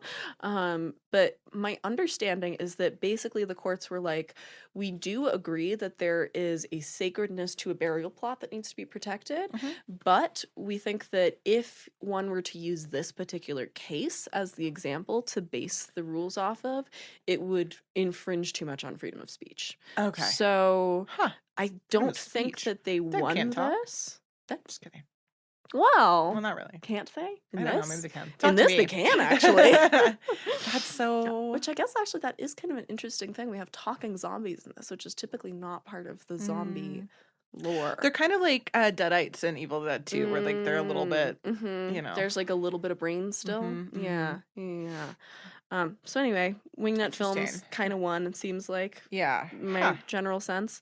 Also, despite the fact that this is one of the goriest films of all time, well, because of that, it has a billion different cuts out there. That makes sense. I'm sure nobody's surprised by that. Yeah. In Australia and the UK, the original full version is 104 minutes long. Okay. The US version, even the longest quote unquote like unrated version, which is the one probably we both watched that's on Amazon, is only 97 minutes. So we're still missing 7 minutes of the film that I don't know exactly what we're missing from it. But when it was released in the UK, that 104-minute version that's full of gory mysteries our US eyes may never be privy to, was originally going to be rated 15 and up instead of 18 and up. Oh. And which I was like, what? And I was like, why? And it turns out they felt that the tone of the gore was so obviously silly that it took some of the edge There out. is like, I kind of agree with that because Right? the little farting intestine, and then when he has his little lungs, he sees himself in the mirror. He's like, "I'm so pretty." Yeah. Look Like at this, me. it's silly. It's so silly. silly. Yeah. And so they end up giving it an 18 and up. But even just the fact that something with 69.2 gallons of blood in it. Yeah. I mean, it's truly the almost- goriest, grossest thing I've ever Yeah. watched. And Truly. almost got like the UK equivalent of a PG-13. Like, hilarious. Just because they were like, but it's funny. Here's the thing: the kids can go out and drink afterwards. You know, There you It's go. fine. Yeah, they can go to the pub. Yeah. It's also apparently even still to this day, the original and several additional cuts are banned in Germany, and it's at least as of this 2012 book that I found, illegal to publicly show this film in Germany at all. Oh wow. So- Germany has weird rules. Germany. We have some German listeners. Let us know some other weird rules. I'm so fascinated by Germany. Please Yeah. write in, German Yeah, listeners. yeah. Tell me what life is like over there. I have so many So questions. green over there. It is. Also, apparently, when you rented this film in Sweden, it came with free vomit bags. Which I thought you might enjoy. Oh, we have to play this film at the theater and then give out vomit Vomit bags. bags? That'd be so funny. That'd be very us. Yeah, That'd be yeah. very Jean Cocteau energy. guts bags. Guts bags. I love it. Let's see. I'm scrolling through my notes from my watch. I did say, did not expect this to touch on my special interest in Nazi drug use, which You're very specific. There aren't a lot of films that touch on that. Oh my god, but that's so funny. just wanted to shout out, if anybody else out there has a special interest in Nazi drug use, there's an incredible book called Blitzed that's all about how the Nazis were on meth the entire time that they were fighting. Believe Explains it. a lot. Yeah. Highly recommend. Really entertaining Wow. read. Anyway. That's wild. Let's see. It's a wild side fact. I wrote down not dead exactly, just sort of rotting, so gonna be me after set. Chekhov's lawnmower. I felt like the mom's head at the end looked very Picasso influenced, which I was just really a lot of things like shift around in weird ways. Yeah. Which I just again she was so cool. I love at the end too when her belly opens up. She's like, "Come to mommy." it's we want to talk Freud. That's Oh, I mean, it's literally just, just goes back into the womb. Yeah. I wrote that down and then I was like, I can't even do a film theory rant corner on this because it's too obvious. It's too on the nose. I was wondering if you were just gonna be like, "We all know." Yeah, we all know. We get it. It's mommy. So on the nose. Yeah, mommy issues. Mommy's everything. Yeah. Climbing right back in though. Well, so my rant corner question for you. Rant corner question. A love rant this. corner question. I Buckle up.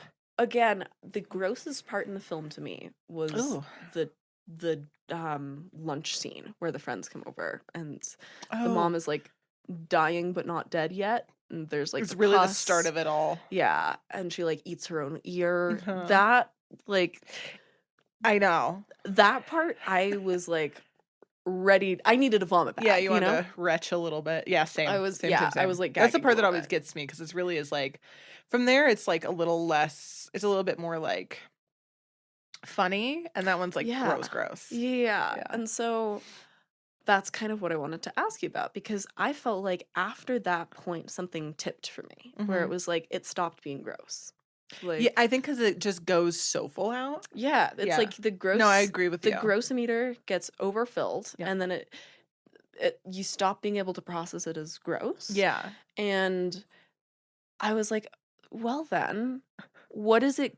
What is the feeling that this is trying to produce? Because I don't think this film means to scare us. No. And I don't think this film means to gross us out because, like, I was thinking about this in comparison to Texas Chainsaw Massacre, right? Which is like a film that people think of as one of the goriest films of all time. That And we've has talked about almost it, no yeah. gore. That is so brutal to watch. That like that one I've seen so many times, and I still find myself looking away from the screen. Yeah. This I was like eyes glued to the screen first time, and it's got like gallons and gallons of blood, and I didn't find it gross, and I was like. I often do find gore kind of gross. Like even House of Wax I found like disgusting. But you're afraid of wax. I'm afraid of wax. but like not even in a fear way, like in a gross out way. House of Wax kind of got me. But like what do you think the emotion that this kind of gore is trying to produce is? I thought it was just camp because I feel like Evil Dead 2 is just like a straight camp. It's like a campy. My stomach. It's what's his name trying to get out of me. I am mother. Lionel. Like forgot his name for like half a second. I was like, wait a second. They say his name so much in this movie. But in the same way that like Evil Dead 2, it's like at base it feels like camp. It feels like a slapstick, but because there's so much like gratuitous gore, it's just like a blood painted slapstick comedy. Yeah, you know what I mean. And it's not because like even the intestines, like that intestines being sentient and like farting at the guy and then looking in the mirror and be like, I'm so pretty. It's still one of my favorite. Is like it's so like that's not gross, right? Intestines in another context would be gross. But it's just like I just think it's slapstick to its core, and gore was the vessel. Yes. You know what I mean? It's like slapstick puppet, but bloodied. Yes. Painted in gore. Great way of putting it. Yeah. Is that how you feel? Yes, totally. Yeah. I walked away feeling like, because like this movie again felt like 10 out of 10, couldn't rate this highly enough. So I glad you fucking loved it. And at the same time, I was like, it's incredibly gory. I'm not finding it gross. I'm not finding it scary.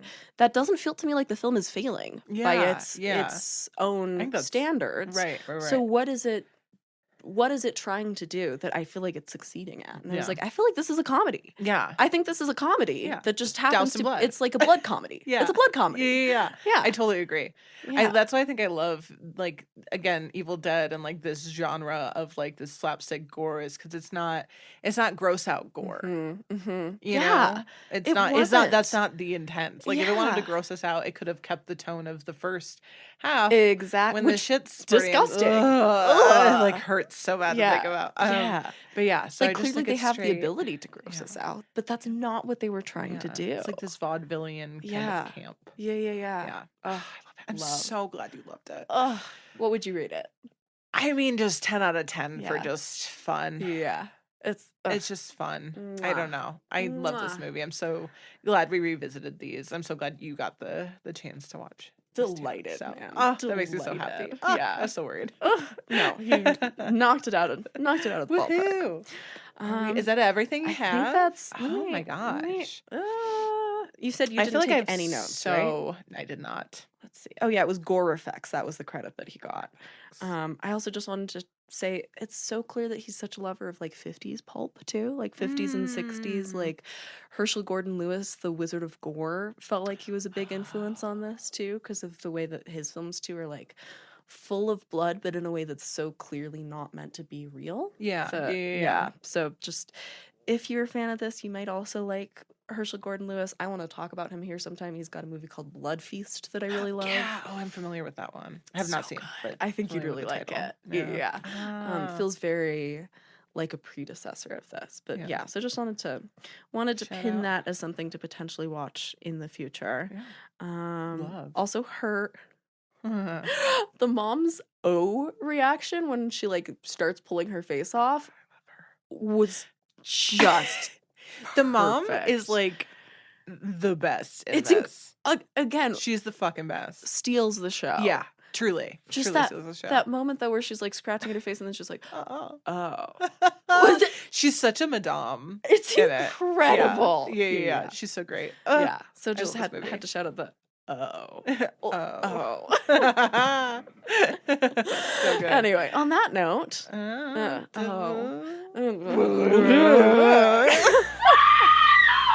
hi, it's Sienna.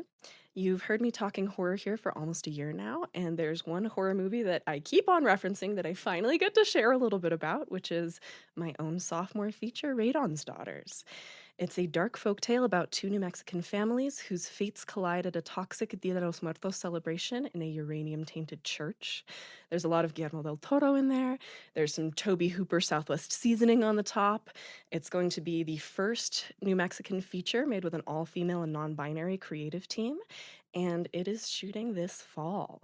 That doesn't mean that there are going to be any breaks for you in the podcast. We're going to record around shooting, but it does mean that I need your help. To film this in the scrappy style of my horror heroes, we need at least $100K. And if you've been listening for a while, then you know that's a tiny budget for a feature. But the way we're going to get there is through your support. By the time you're hearing this, our crowdfunding campaign page at seedandspark.com/fund/Radon's Daughters should be live.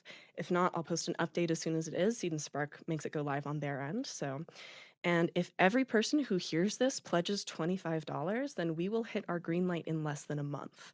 And there are all sorts of rewards for supporting. Like if you make that $25 pledge to the campaign and send me your social handle, I will send you back the title of the classic horror film that fits your vibe. There are plenty of other rewards beyond my eternal gratitude and the chance to see one of your host's own horror films come to life. So go check out the page, share it, support as much as you can. Again, it's seedandspark.com/fund/Radon's Daughters to be a part of making my next horror film. And we're back. Look at that. Articulate, and we're back this time. Yeah, we spiffied ourselves up over the Yeah. break. We're ready. are we? We're gonna find We're out. gonna see. We're gonna find Just out. A little sip of water. See if I can Refreshing. avoid Stay the doll hydrated. eyes. Hydrate, don't hydrate. So Evil Dead 2. Also, if there's any like weird noise, my stomach's definitely like having a moment with itself. As long as it doesn't like walk out and go over to the mirror and be like, "I'm so cute." I mean, it would make for a good podcast episode. Good audio content. Yeah. So Evil Dead 2. I chose this one for a birthday pick too, just like Dead Alive. Just I love Bruce Campbell. Bruce Campbell is also from my hometown of Royal Oak, Michigan. So like my actual town, not just like Detroit. Yeah. And specific. yeah, the first one, I think they were gonna shoot in Royal Oak, Michigan. Couldn't in the first one. Shot like in I think like Livonia. Okay. And somewhere else in Michigan, maybe like Marshall, Michigan. But this one they did not shoot in Michigan. But I've also met Bruce Campbell before at a con. Had my first ever meet and greet experience I've ever had in my life. Oh my god! I don't like to meet celebrities. Yeah. I feel very weird asking for pictures, even though you pay them for it. Right. It's an odd kind of human interaction to have. Yeah, it's just not for me. And then me and Trav were supposed to go together at LA Comic-Con a few years back before I moved here. And Trav had to go on a show. So I decided to still go by myself, which was nerve-wracking. I can only imagine. And had to meet him through like a little plexiglass screen. Like because it was like COVID. Oh, okay, that makes still yeah. No, it's because it was still like very enforced COVID rules. Like That I makes was more masked up and everything at the event. I want to say it was like like picturing him like walking by in like a bulletproof glass. oh my god, case. imagine no. And then so I met him and he called me a pretty lady. It's my favorite thing, and I'm gonna die that the fact that Bruce Campbell goes, "Oh my god, there's just so many pretty ladies here." Oh my god, Bruce! I know he's such a charmer. I love him. He also had a panel right before too, and it was like open to questions. I was like front row for it. Everyone asked him stupid questions, and he would just be like, "Nope, stupid question next." Oh my god, I love that. And I What an love him. He goes, icon. "Everyone already knows the fucking answer to that next." And I'm like, "What an icon!" I love. He's that. so funny. I love when an actor just like gives up on the niceties. Yeah, he was like, "Nope, stupid, bye." Yeah. And I like imagine being shot down by him. I love him on so many levels. So very excited to talk about this one. Evil Dead 2 is my favorite of the franchise. Oh, I've seen Evil Dead 1. That's the only other one that I've seen. So. Yeah, I gotta revisit Army of Darkness. Like I usually like the first and the second, and then I kind of don't dabble into that one. Fair. But I have to. So shame on me. I also want to preface that if you want to watch a really good, just like yours, we can link to both of these. If you want to watch a really good behind the scenes, there is a 1.5-hour YouTube video called Swallowed Souls, The Making of Evil Dead 2. And it is beautifully done. I think it was made in like 2011 it was put together. Nice. And so it's like a bunch of talking heads, like current talking heads. They shot so much behind the scenes video and stuff too. So I am going to touch on things. I think this is probably one of the ones that people know the most on because this is such a like cult favorite that I feel like if you love Evil Dead 2, you're going to know a lot of these things. Yeah. So, you know, apologies if you heard these things, but they're still fun. I mean, luckily for you, Sienna doesn't know that. No, nothing. I'm brand new. I'm like baby selling over here. Did you have a good time watching? I did have a good time. How did you? Yeah, I'm curious, like in comparison or just in general compared to Evil Dead 1. Yeah, or just in general thoughts.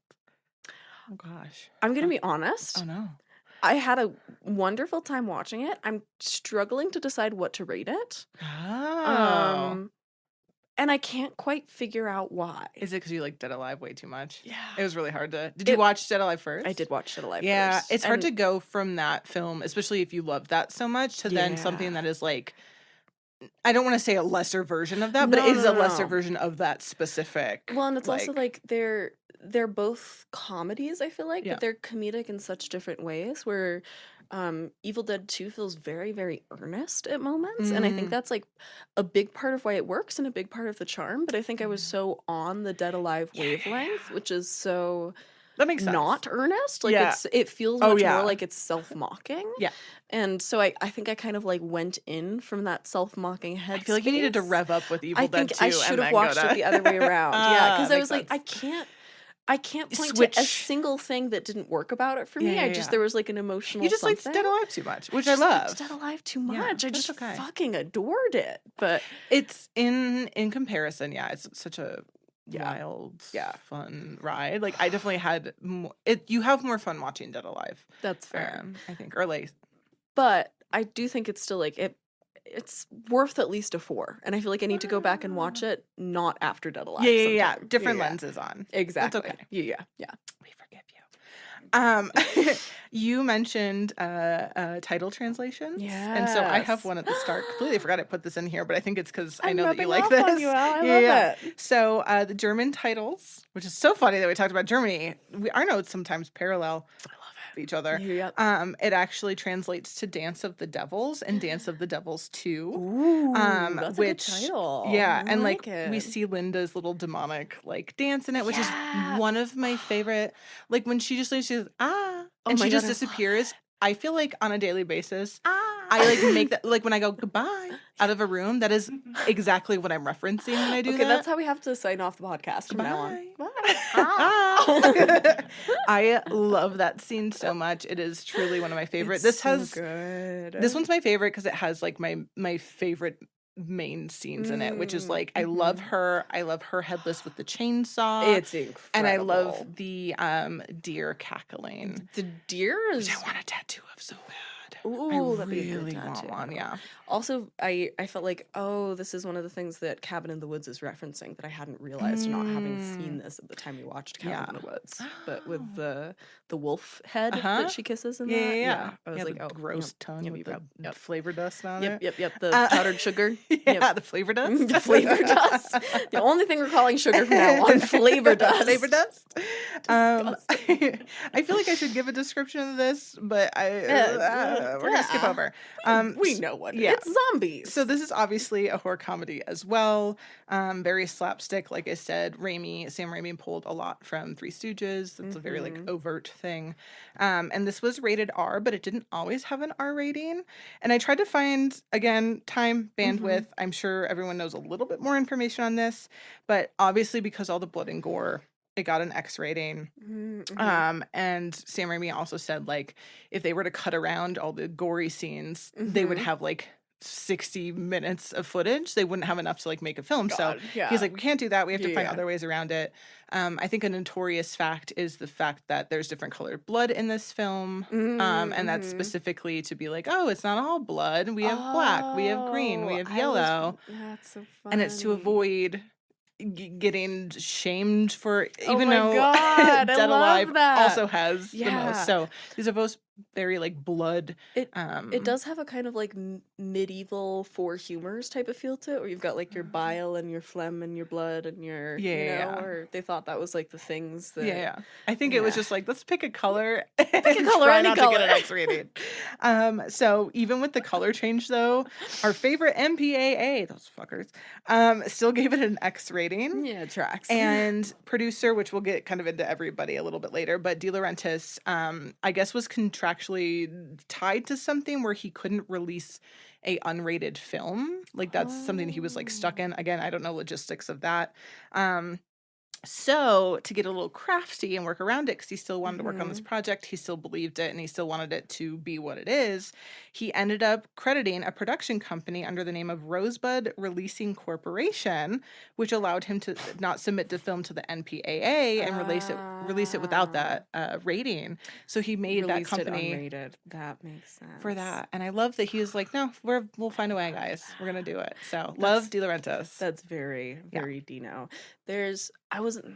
I'll hold it back for later. Continue. Okay. Yeah. I also have I have a bunch of Sienna facts extras sprinkled in here specifically for you. I love Evil Dead this. 2, which you taught me this word, was actually dubbed a video nasty in England. Yes, I know. Video nasty. So, for those who have not listened to prior episodes, I do have a little summary. It's just a term that was popularized by the National Viewers and Listeners Association in the UK for like this very gory type of film. So. And particularly and low kind of budget. Like, yeah, exactly. Yeah. So, taglines for this. Oh, I'm so excited. Pleasure, ... please. I don't know the emphasis that was supposed to be on that. What is that? Is there a line? There must be, and I feel like I can't. And I told myself to listen out. Everyone's going to hate me for being like, I love this film. It's my birthday pick. And I feel like I completely forgot. But I can hear Bruce Campbell saying it. Pleasure, please? Yeah. I feel like someone says it, and I feel like I just completely blacked out about it. Yeah. So we're not going to hang on that one for too long. Moving right along. Too terrifying, too frightening, too much. Again, Bruce Campbell. We got to know like the camp of it all, right? Yeah. There's only one movie scarier than The Evil Dead. Kiss your nerves goodbye. Hate those. Feels like two separate ones. They are, Yeah, in that's fact, the same. one. Oh my god, split them up. Yeah, and they're not great. And the last one is the sequel to the ultimate experience in grueling terror, which I don't feel like summarizes None of these that. are good. You know what These the are tagline should all have been? terrible. Groovy. Because This is why you're the marketing genius. That's when he says it. He said it Yes. just wasn't a big thing then. That was the first time he said groovy. And then I did watch the remake, or started to watch the remake, done in like 2015 or something like that. I've watched all of the Evil Deads and all of the I've all the watched all of Deads. the ones. And you know, he does have like a little cameo at the end where he comes in and says groovy. And I remember being in theaters and like everyone waited for that post-credit scene, and it's just his face. Oh, so good. So anyways, if they were to go back, that's what I think they should do. Groovy. Yeah. Groovy. Much better. Budget for this was I guess 87. I think they shot it around 87 too. Feels very cheap, but then again, the first one was quite successful. Mm-hmm.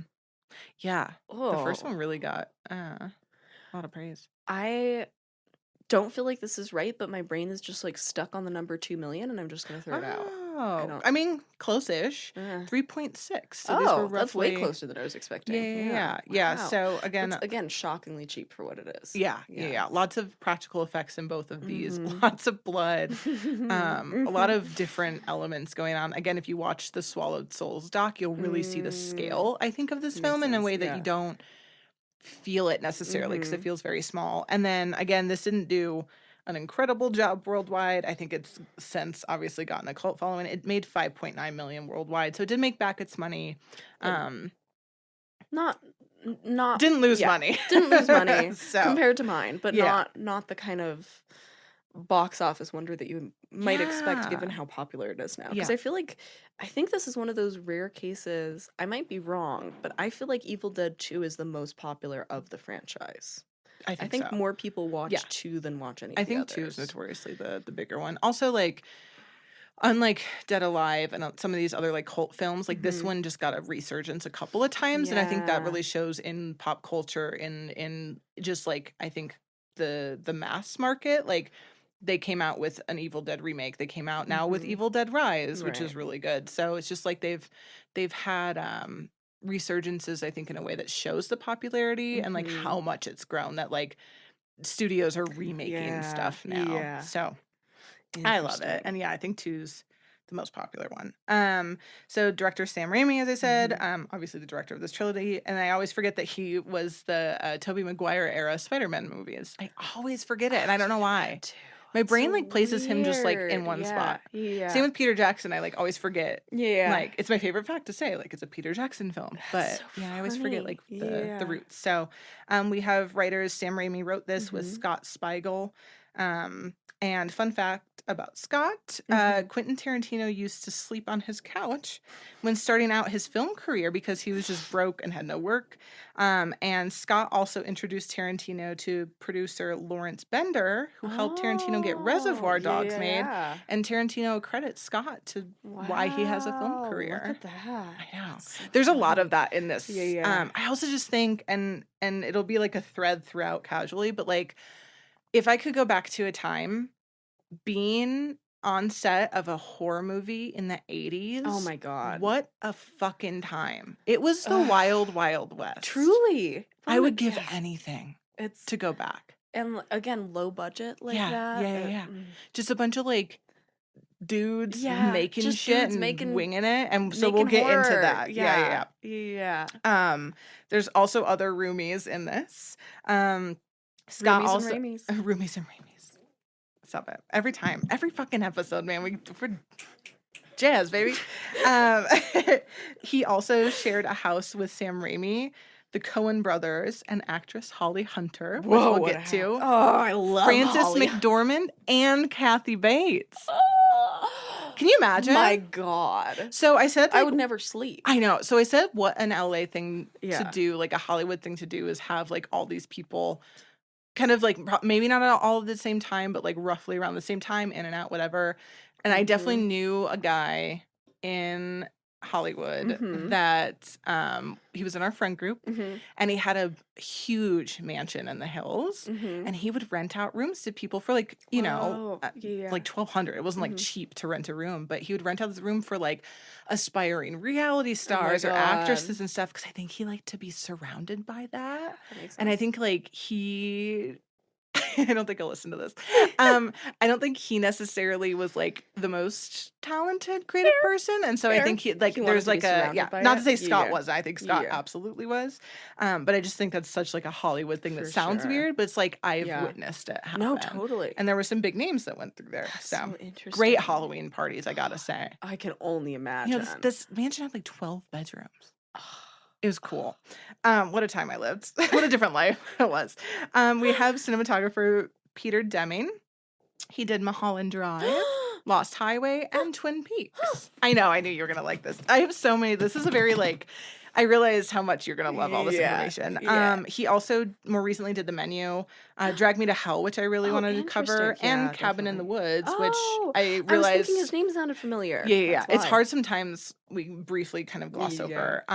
But this seems to have been his first feature film, which is so cool because he's gone on to do so many amazing things. And this kind of this is very much, this set was that. That's so interesting. And it's so cool. So. Well, and he's also the cinematography in Sam Raimi movies and in Evil Dead in particular is so specific and unique, and like so much of the evil is conveyed through the way the camera moves. Oh my god. You know? So like which is like a lot of what I wrote down notes just like gushing over is like, which really was the direction of Raimi too, is he was so hands-on with stuff like that he took the camera physically himself a lot of the time. Does not surprise me. Yeah. So but I love that this was his first, and I feel like he's just done so many cool things. So cool. I'm gonna keep my eye out for seeing his name a little bit more.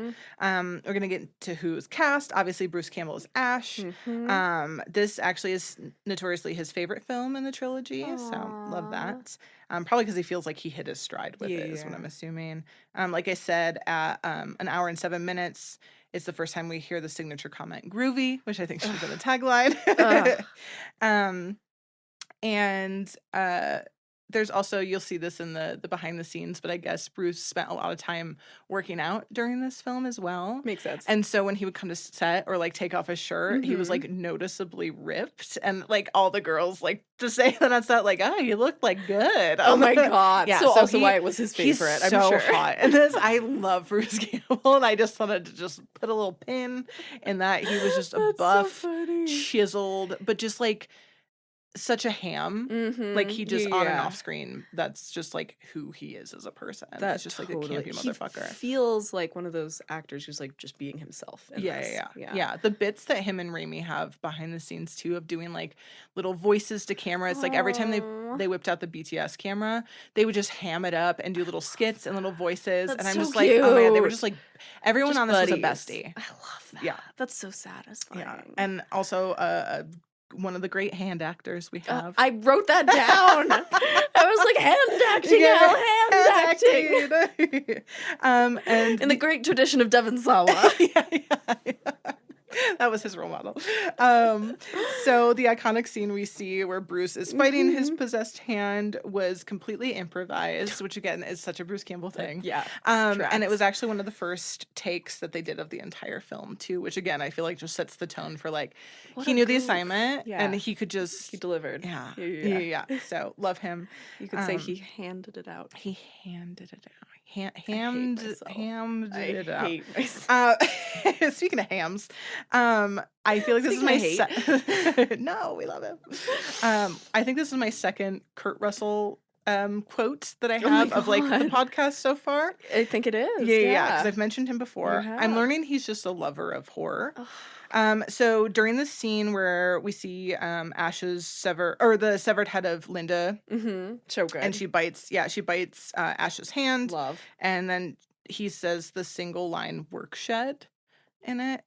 I don't expect you to kind of remember, but he says this line "work shed," and it was a line that was later redubbed, and so it's kind of got this like weird off quality about it. So that's really all you need to know. So if you don't remember it, you can go back and watch it. But it was redubbed. Work shed. Yeah, work shed. So 9 years after filming, Bruce Campbell was making a little cameo appearance in the 1960s 1996. Whoa. Escape from LA with Kurt Russell in it. Oh. And one of their first interactions they had, Kurt Russell just walked up to Bruce and was like, say work shed.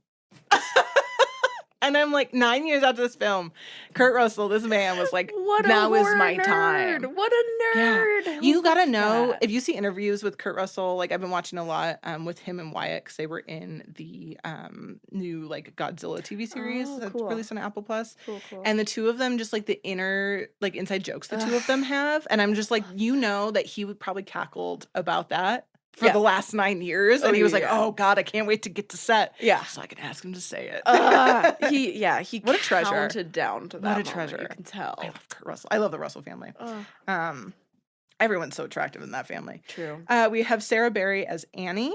And Amazing. one of the reasons she actually got her role was her scream in the auditions. She like read her lines, everything, and then they were like, do a scream. Yeah. And she said she just let it fly. And so that was like one of the biggest reasons she got her role. That's and if you listen awesome. to her screams or really pay attention to them, they are so... A good scream goes a long way, baby. I feel like I have a really good scream. That doesn't surprise me. Yeah, we won't do it here because Warren's ears would bleed. His ears would look like my face crew. There you go. There so you'd match. Also, apparently, her and Bruce had young kids at the time too, and so like their kids would be on set. And Bruce said in interviews that they had wildly different parenting tactics. I can imagine. And her kids would come on set and like cry of like the gore and like, but then Bruce would be like, "Hey kids, there's Ted, Uncle Ted in a suit. It's just in a little pig suit, no big deal." As like, you know, the gory Henrietta. So he was like, yeah, it was kind of funny to see the reactions of the kids. That's and like, amazing. and it would make sense that his kids would Yeah. enjoy this. And I think this was one of her first films and stuff too. So yeah. Oh my God, how cute. And then we have Cassie Wesley as Bobby Joe. Who I love. She's very much the sexy, like femme fatale. And so I mentioned Holly Hunter earlier. Bobby Joe was actually inspired by Holly Hunter because she was the housemate, like I said, of Raimi. I guess she had come home from an audition and she was kind of like dressed, like made up to be really sexy and like had this air about her walking back in. And I guess like Raimi made like a little remark, and the way she kind of like scoffed at him, he was like, oh my God, we have to. So Raimi wanted to cast Holly Hunter originally, and the producers didn't think she was sexy enough. Oh, fuck. I know. I was going to say, have you seen Crash? And then I was like, Crash wasn't made for another 9 years, but... I love Holly Hunter, and I feel like no one talks about her enough. She's so talented. Yeah. Another reason you've got to see the piano, man. She's Holly the Hunter. Yeah. She's a sentient piano. So I'm gonna be wildly disappointed. For you to watch Am I gonna be disappointed that the piano doesn't come to life? Yeah, you are. Okay. Boo. I know you and you Sienna, are. your next feature. Piano 2. The piano part 2. The piano strikes back. Oh my God. The piano strikes a chord. Or something like that. Okay. Anyways. I don't know if Warren liked that or hated that. So we talked about, we all know, I think this is again notorious, that Sam Raimi's little brother Ted was in this film as zombie Henrietta, who was only like 20 years old at the time. A lot of babies on this set, like 20s. Whoa. There's an 18-year-old on this set too, which I don't think I have in a fact, but if I get to a point, I'll bring it up. So they... kind of talking about the Deadites and everyone that had to play like these zombie characters. Yeah. They were all actually completely blind during this process because of the contacts that they had to get in. At some points too, I think Ted got like dirt under the contacts and he would be like screaming to get out of them after. To which he attributes, I was 20 and I was stupid. And you do things like that when you're 20 and you can like deal with it. Eye horror, man, gets me. I know. When I wear contacts. And so if there's like any sort of itch, it's like, I feel like I can't function. Yeah.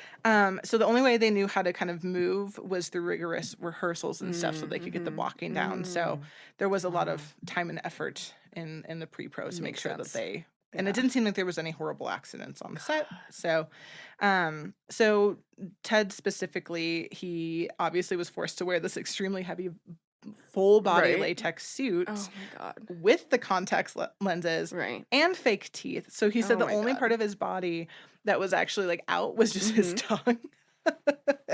when his mouth was open, which we'll get into some fun facts about him and that experience later. Oh we my also God. have Dan Hicks Mhm. as Jake, which I originally did not have a lot of notes on, but then when I watched the behind the scenes, everybody loved this man. He'd never acted before. He kind of said he showed up Aw. on set and just was like happy to be there, had the best time, but everyone loved him so much that Oh, Raimi kind of dragged him sweet. into other projects. So you'll see him in The Dark Man, which Raimi did, Oh. Spider-Man 2, Interesting. along with Scott Spiegel's Intruder and Bruce Campbell's My Name is Bruce. Ah. Everyone cast and crew adored this man, and I love that. Apparently during auditions, I guess he doesn't have his 4 front teeth, and so Uh-huh. he's like a flipper. Oh, okay. And during the auditions, he pulled it out, and they were kind of like, "Well, that's perfect." Just what we were looking Yeah, for. when like casting like a hick, you know. I mean, yeah, that's the look. Hick playing a hick. Yeah. And then we have Denise Bixler as Linda. I don't have really any facts on her, sorry. And then I wanted to give a special shout to the rat that we see on the stairs. That's on Bruce's shoulder. Apparently, he was not terrified at all of human interaction, specifically Bruce Campbell. And so the entire crew actually named him Senor Cajones. Oh my God, 'cause amazing. he was so brave. That's He's so a brave little rat. I like how we both have rats in ours. We do. Oh, Yeah, Senor, Senor Cojones. little brave boy. Now I want a rat, and that's what I want to name him. That's what I'd like to be known as from now on. Okay. Senor Title Cojones. change. Yeah. That's how you can introduce yourself on the podcast now. This is Al. I'm Senor Cojones. Yeah.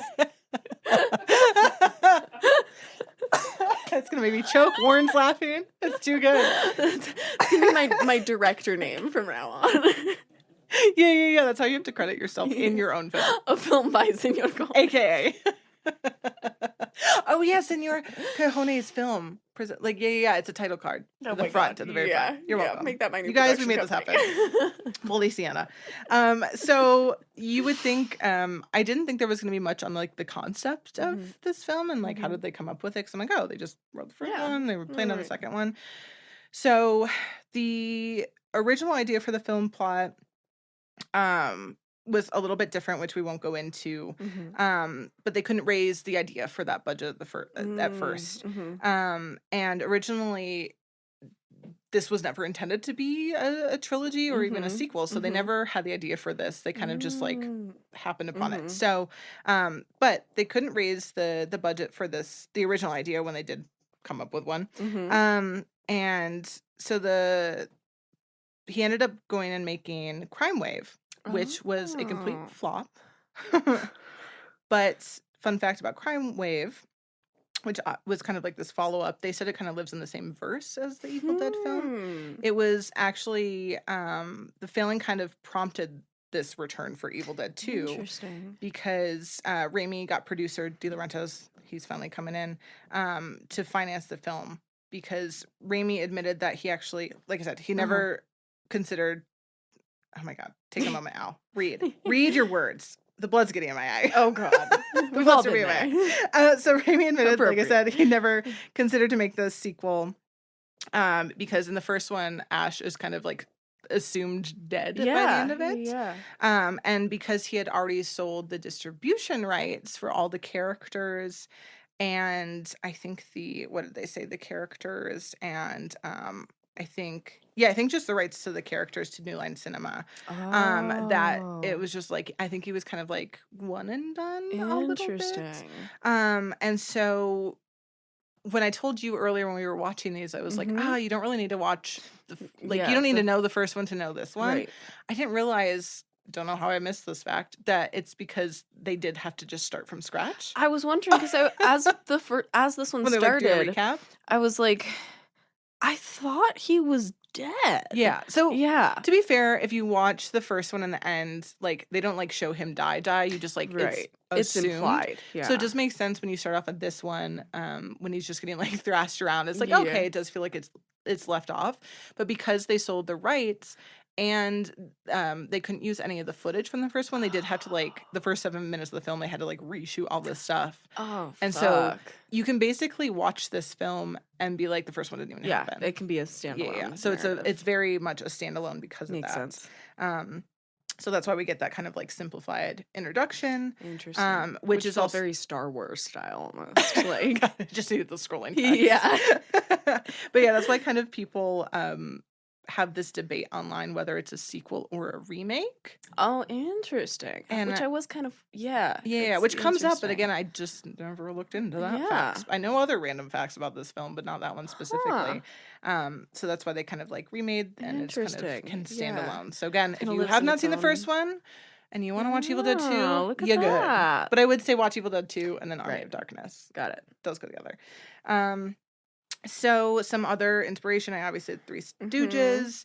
You can also kind of see in the credits, he credits people as fake Shemp. That is a direct Three Stooges reference. And it's also Bruce Campbell's like Instagram handle as well. Oh my god. And I think I brought up that fact You on here before. did, Yeah, I was yeah. like, why is Shemp ringing a bell? Yeah. So again, they were just really big fans. And on top of that, Scott Spiegel wrote a short film called Attack of the Helping Hand, Oh my god. which is a horror hamburger helper mascot glove that goes on a violent rampage. It does come up if you look on IMDb. It's like a suggested, and I have to watch it now. That's so cute. And so love the that. scene where Ash has to fight against his own hand was directly influenced from that short, and I love that. I have to say, there's also, I'm sure you saw this, but there's like a hilarious moment where there's like a shot of a book on a table.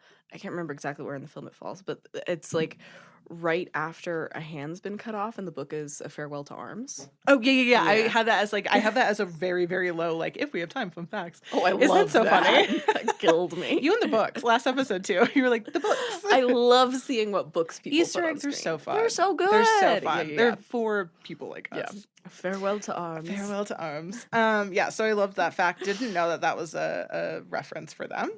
So getting into some of the production, it was shot in a small town in North Carolina.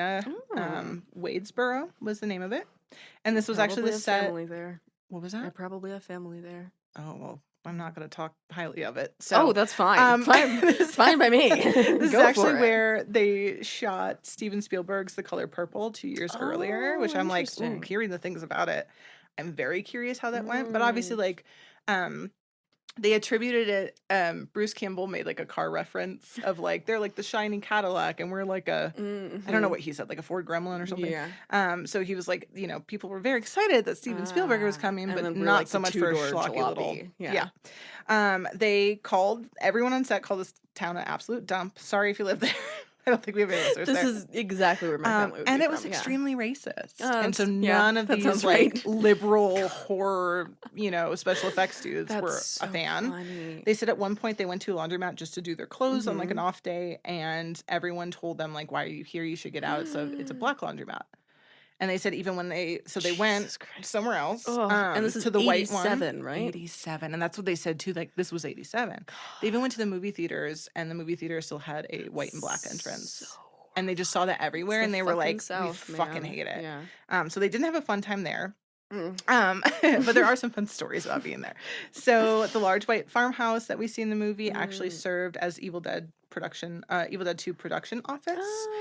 You can see this in the behind the scenes too when they were Cute. shooting the exterior. So that's where they kind of hung out. And then a nearby high school is where they did the interior shots. They took over the entire high school, and each department had their own little room. So it's like a classroom. yeah. So it's like I think the that's special effects were in like the genius. science lab and like these, and then That's the so gymnasium cute. is where they built the set, and it was actually like a 2-story set that they built. Oh, I love Yeah. So it looks again, all of it's on the Swallowed Wow. Souls dock. Oh my It's God, so that's cool to so see this stuff. And Were there miniatures? This felt like something they used. they did. They had miniatures. miniatures. They had a lot of stop motion. Actually, this is the perfect thing.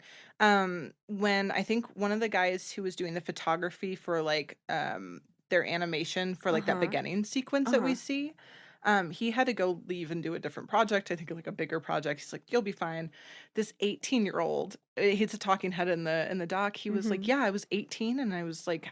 He names the camera too, and he's like, and then there I am, just taking these pictures to make the sequence for the beginning of the film. Wow, That's So yeah, there was wild. miniatures, I think, to some degree. Yeah. lots of. I know they did a miniature thing of what's her name dancing. Oh my god, amazing! It's really Yeah. cool. It's really cool. It's what I thought I was doing in junior high when I was making stop motion films. Did not look like that. Could a depressed person do this? 4 seconds. No, they did it right. I love They weren't depressed. They weren't depressed. I love how much stop motion is in this film. I mean, too. both of these films. Yeah. So good. And they still talk about how it stands the test of time. Mhm. It's so interesting and like visually cool. So We love stop motion. I thought it was kind of funny. So speaking of like the studio space, De Laurentiis did also offer his house, but it was like a 3-hour drive away. And they're like, no, we're good. We're just going to stay in this shithole town. Which also, from what I know about De Laurentiis, it sounds like very much the sort of thing he would do, offering that, knowing that nobody would take it up on. Oh my God, really? Take him up on it, so that he shit. could be like, well, but I offered. Oh, Yeah. he seems to, Yeah. So obviously a lot of this cast and crew have come over from the first film. Mhm. They did say that it was a lot less chaotic than the first That one. tracks. They kind of knew what they were doing. They obviously said they had a lot of setbacks. Still, like the living conditions, a lot of them from the last one, a little bit better in this one, which we'll talk about. They also had consistent weather issues on the opposite end of the spectrums for these. So I guess the first one was shot at super cold. This one they had a heat wave. And Which so do you think is worse? heat wave. Oh, Having so latex on you? I would rather do heat wave than cold anytime. But if you had a bunch of latex on you, I'm about to read Ted Raimi's experience. Okay, give And me you Ted let me know Raimi's if you still experience. pick Okay, heat wave. Great. Did you say groovy? I didn't. I should have. So we're going to talk about Ted Raimi. Again, I think this is a very notorious fact. And they do show shots of it. And I think it's a fun watch back thing. So obviously he was in his 20s. The only thing that was exposed was his mouth in that big latex suit. But he said the special effects team at the end of the day would pour out liters of his sweat from the suit into styrofoam cups at the end of the day. At the end, there's a climax. He's kind of like sideways. You can visibly see sweat pouring out of his ear. There must have been like a gap That's disgusting. pouring out of his ear. Disgusting. There's rumor that the special effects team somehow saved all those styrofoam cups and like pranked him on the last day. I mean, you'd have to, right? I don't know the You'd smell of that. It have reminds me of oh my god, what's the Jackass movies? There's one where they collect oh my god, I'm gonna actually gag on camera. I can't talk about it. Where they drink it. You guys, oh my god, these ones actually get me. I can't talk about it. I can't talk about that. I saw that in theaters. I almost puked in my popcorn. Oh my god. I needed the vomit bags.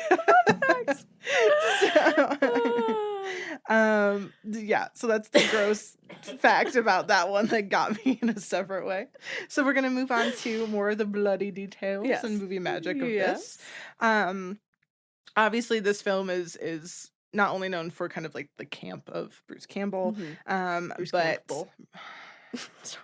Had to do it. Had to do it to him. Had to. But the gore as well and the special effects. So we will have some familiar names here, but we'll start with Mark Sjostrom, who was actually, it was really cute. He heard that they were making a sequel to Evil Dead, and he was so excited. He got in contact with Erwin Shapiro, who was a distributor of the film, and he was like, hey, can I send like a letter to like see if I can be on this film? And Erwin was like, sure, buddy, just send me like some photos and stuff. So Mark just came from working on From Beyond and Nightmare on Elm Street, and so he got together his photos. He sent it to Erwin, who then sent it, I think, to Raimi, and got the gig from there. So I love that he was like a fan and wanted to be on it. So cute. And then we also have he was in charge. Sorry, I missed the important part of the tee up. So about 6 months later, he got the call that he got the gig. And then working under him was KNB. Do we remember these fellas? Oh, yes. What was that from? We'll tell you their names. So, refresher, KNB is Greg Nicotero. Yes. Robert Kurtzman, and of course, Howard Berger. Okay, yeah. So he worked, they worked under him. Oh my god. And so, again, just a refresher, they did Jennifer's Body, Final Destination, Drag Me to Hell, Hostel, The Faculty, Scream, Misery, Spy Kids movies, if you know, you know. Yeah. And like everything we're in love with. So at the time, they also were living together. They rented a house. Cute. They dubbed the Texas Chainsaw Massacre house. Apparently, I don't know if they said it in a way where it was true or it felt like it. I think it was designed by the same person who actually built that Oh, house. fuck yeah. And That's then super down the cool. street from them was an old barn from the Friday the 13th movie. Oh my So they God. literally were They like, were on we're the living in a horror horror street. Yeah, That's so cool. But Evil Dead 2 was the first film they all worked on together. And the next year is when they formed KNB Oh my God. and did the film Intruder, directed by Scott Spiegel. Whoa. So this is the film that we owe this is what- K&B to. Yeah. That's Brought so them all cool. together. Aw. I know. And I'm wondering if Mark pulled them Yeah. specifically. Because then it's like we That have makes a horror sense, fan to yeah. thank for wanting to be on that. Go figure. The Yep. cosmic things Go at work. figure. And also joining a big name joining the team was Tom Sullivan. He did the Within the Woods, The Fly 2, Army of Darkness. He worked on the rest. So he was a big name on this. And so getting into the gory details, the scene where Ash is doused in blood coming from the wall, really Love. Obviously the kind big of a one. Shining reference too. Oh my God, yeah, it really was coming out of there. So he was obviously horizontal on the floor. They turned the camera lens that way, Makes and they sense. poured gallons of blood on him. And he said that he almost choked or nearly drowned. He nearly drowned, is what he said. So they bloodboarded him. Yeah. Oh my God, bloodboarding. This looks like me right now. You post More bloodboarding. blood. Yes. So he was like, yeah, I almost drowned in that scene. And he said that he was blowing his nose for the next like week, and it was just red. Which, as a horseback rider in the summer, when you ride outside in an arena with the dust, if they don't water it down, like if you're at the end of the watering before they water it again, you will blow black snot for at least the rest of the day. So very familiar in a different way. And another actor who almost drowned from blood was Dan Hicks. The scene where he's getting pulled into the cellar by Henrietta. There was like a hose that I guess was supposed to spray blood, and it was faced in a direction that like it hit, I think, upwards, and so it hit the door and then sprayed back down. And you got to think he's like hanging upside down, and it sprayed, and so he said it just like went up his nose. He was like, I was just almost choking to death. So oh my God! I feel like as a whole, the set was safe, but the bloodboarding. Except for the bloodboarding, yeah. And then another gross fact about the blood is because the amount of Caro syrup that they use for the blood, apparently they were a target for, quote, every fly in the neighborhood. Yeah. Which I'm surprised we don't see more of on there. Screen. Yeah. Especially with like the heat wave and the sweat. And, I had one filming experience. It was a long weekend in college, and we went in the middle of fucking nowhere, Illinois. It was a huge crew of us. And we had to stay overnight at this guy's house who let us film there. And it very much was just like this white house on a road number that didn't make fucking sense. It was like 2E something. I was like, how is this a street address? And he had so many of those fly strips. Ew. And they were so coated that I always said I felt like we were staying at the Texas Chainsaw Massacre. And we all slept in rooms together on sleeping bags. And like, we're like, we're gonna get murdered tonight. We just like stayed up giggling. We're like, oh, and no. then you got murdered. Yeah. We got murdered. Now we're here. But yeah, I feel that so viscerally because I've seen that amount of flies. Yeah. It's, again, kind of desensitized because I horseback ride and you're used to them just like being around you, flies. but gross. So I thought some fun little facts too that I wanted to add in, where we see Ash driving away in the forest at the beginning, driving up to that bridge that we see is destroyed. The branches that hit Bruce in the face were actually controlled by Raimi. I'm sure he got so much enjoyment out of that. I did. One of my watch notes was like, anytime like trees become animate in these movies, I'm always like, good for her. I know. Like, get him. Yes, get him. Raimi also supplied the kind of evil The voice. moving. Yeah, so it was a mix of him and also audio samples of Orson Welles, which canonically makes this Evil Dead 2 the last film Orson Welles appeared in. Oh my God. Also makes sense with calling the shell company Rosebud. Yeah, big fans. Yeah. Yeah, you can't do a thing like Rosebud. Is that Orson Welles? No. What's that? No, actually. Never heard of him. Never heard of him. And then I thought some like other classic movie making things were a scene where Ash's chainsaw appears to switch hands. They did a lot of things in reverse. I think it's very obvious. Yeah, I love that shot of the Eyeball? the smoke being reversed at the beginning. I thought that was super cool. Oh my god, isn't that so cool? Like the evil. So that was actually a lot of the smoke that they used was tobacco smoke. They Oh. kind of Raimi rigged like tubing in the back of like the chainsaws and stuff Mhm. like that, for example, and kind of puffed it out in certain sequences. So yeah, I love it. I like again. I wonder what the set smelled like. Yeah. They were all chain smoking. Let's be so for real. Oh, They said Raimi was that- smoking like 2 packs a day. Probably covered up the smell of the sweat, if anything. Oh yeah, men in their 20s and the Yeah. 80s smoking cigarettes on set. I just And it couldn't smell sweating. great. Ugh. Bleeders of sweat. Yeah. So And like horror film guys. I love I'm gonna be you. honest, I am yeah, a horror film There's a guy, genre. but yeah. there's some stinky men on set. Yeah. There's always at least one stinky This man. is gonna be calling people out so hard, but like Yeah. if they're wearing cargo shorts, They're the stinky they're man. the stinky one. Yeah. Yeah. They're also the one doing the lighting Yeah, typically. true. They're They're definitely grips. on the G&E I'm sorry, team. the Yeah, yeah. grips, you're the stinkiest. That's true. Yeah. I feel like they almost like take pride in it at a certain I know, I point, love though. grips. Grips are my favorite because they're Yeah. always like fucking getting shit done. Mhm, And they're always mhm. the ones I like to hang out with. Yeah. I'm gonna be honest. Yeah. So there are a bunch of like deleted scenes that never made Mm. it. I guess these have kind of been like lost and really hard for people to Oh, find. Interesting. But do I want to read these? Yeah, we have a couple. So there's like Henrietta rocking her chair while the professor kind of reads incantations, and then Oh. her demonic eyes are kind of unveiled by the cabin's lights. We have Linda's severed head throwing up black bile Love it. on Ash while he is kind of trapped. Well, she's trapped in the vice, which is why we kind of like see the black slime suddenly appear around her mouth in the final scene. So that kind of makes sense for that. Makes sense. And then we have Linda's severed head extends into like a long snake-like tongue, which I said Love. very much reminds me of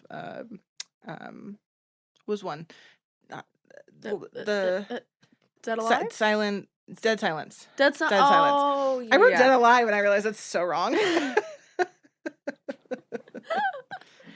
So there's some other extended takes as well. Cool. The blood flood being one of them with the green and Blood yellow blood that I talked about earlier, and a few others that you can kind of look up. So I wrote in true internet fashion though, some fans found the movie like a rare 36-minute like work print of a film with stuff. Oh, I love these kinds of stories. And yeah, so it has very early versions of the opening and the ending scenes, but it did not include these deleted scenes, which is kind of a bummer. But they did find something. So the internet sleuthing worked in effect. So Love it. That's so cool. and kind of a little fun reference in the film, which we always love. I think these like horror conversations that happen.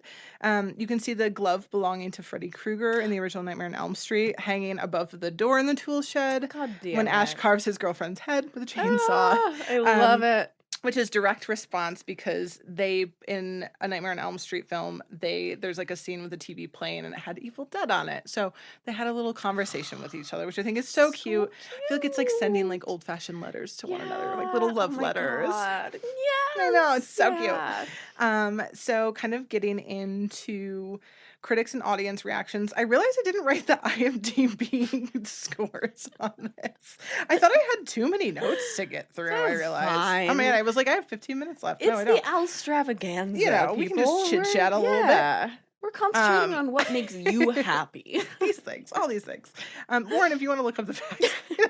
So this was ranked number 19 in Entertainment Weekly's top 50 cult films of all time. Oh. And I said in a very Sienna-coded fact I thought you would like, Evil I Dead. love that I gave you, You got Al-coded so many, facts yeah. and- yeah. You got that's so many of cute. mine. Evil Dead 2 is included among Letterboxd's top 250 horror films. That is I a thought very you'd like Sienna-coded that. fact. You're right. And then I don't know if Warren wants to pull up the ratings. Do we care? Maybe. I kind of care. What are the ratings for Evil Dead 2 on Rotten Tomatoes? He's looking. Sorry, guys. He's at it. Again, it's my birthday episode. I'm going to do what I want. We're gonna boss Warren around. It was We're gonna my make him party do yesterday and I 3 jobs at cried. once. But Your bang party. Yeah, my bang party. No, Sienna, Um, stop. It's Rethink okay, we're that gonna get bangs phrasing. one day. Move on fast. Might hate those too. 86. 86. Nice. Oh, 7 on Metacritic, 7.4 IMDb. Nice. oh, And mine was, I 7.4 think, IMDb. 89, so real close. Oh, wow. Real close. Yeah, people love this film. I Mhm. feel like this got love pretty early on. Wait. Wrong Evil Dead. Nope. Warren was looking up the first Evil Dead. Shame. We got a Warren error Shame, on shame. air. Look at that. Ooh, I didn't even write anything down, and I didn't even do anything. 88. 88. What did we say before? 87? 86. Oh, Yeah, that's fine. basically the same. 7.7 IMDb. 7.7 IMDb, so it's got a higher Yeah, IMDb rating. Thanks, Warren. I'm Damn. sure everyone heard you off camera. I don't know. I'm reiterating, but you know, it's There my we go. job. Yeah.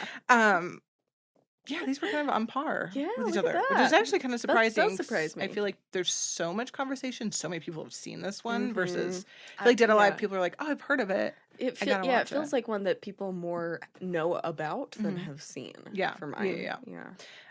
There's a ton of music references that have been made from the Evil Dead franchise, specifically Evil Dead 2, and just Evil Dead. Mhm. But I just have to give one shout out to my favorite band that I like cannot stop listening to. Is it Ice Nine Kills? Yes. And I told you this fact that they have a song called Ex Mortis. Yes. Which is the book, and Ex Mortis Necrogoblicon. Mhm. And I listened to it on the way over today. I actually, if there is a song that they have that is in line with the movie that we're recording that day, I listened to that on the way in. Aw. I'm very upset they have like a Ice Nine Kills like Scream Festival thing happening, and it's not anywhere near so one day. One day. But yeah, so there's a bunch of other bands that kind of take reference to this from all of the different ones. So yeah, Cool. I realized I do have some fun facts if we have time for Yes. it. Give us some fun facts. In a it's the visual pun. That was the first one I have in here. I told you I had it. Is the Ernest Hemingway's A Farewell to Arms. That was just like such a me joke that I just like couldn't get past it. It's so Love good. it. We have I don't know if these are like as good as the other things I talked about. We might just end on a really high note. Yeah. Do you want to end on a farewell to arms? I think I'm Farewell gonna, with I think the arms. I guess maybe in like a very Bruce Campbell coded thing. Ash drives a 1973 Oldsmobile Delta 88 as in the original film, and the car was owned by Sam Raimi. I feel like this is a very well-known fact at the time, and originally bought by Raimi's father for the film.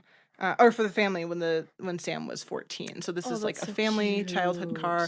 And they also, in the remake that was, again, I can't remember if it was like 2012, 2015 when they did that remake, there is the car in the beginning that's a nod that like this world existed at this time. So we'll end on that note because Bruce Campbell and Sam Raimi, I feel like, are big car people. I want to say that car also makes an appearance in the Spider-Man films as well. In all of it. It's all of his movies. God, okay. I love that. Trav would be Trav's listening to this right now, like, they're in all of them. It's in all of them. So thank you, Warren. Yeah, I was gonna say he like loves that car. So it makes an funny. appearance and thank you, all of his stuff. So Oh my God, I love that. there's the good notes. I think we can lead on. I was unsure if we'd A, have time to share this, and B, I don't want this to come across as egotistical, but I'm going to share it anyway because there's a weird little connection to the Evil Dead realm that New Mexico in general and I in particular have. Which is that one of my two dead mentors, Eric Witt, R.I.P. Why are all my mentors die?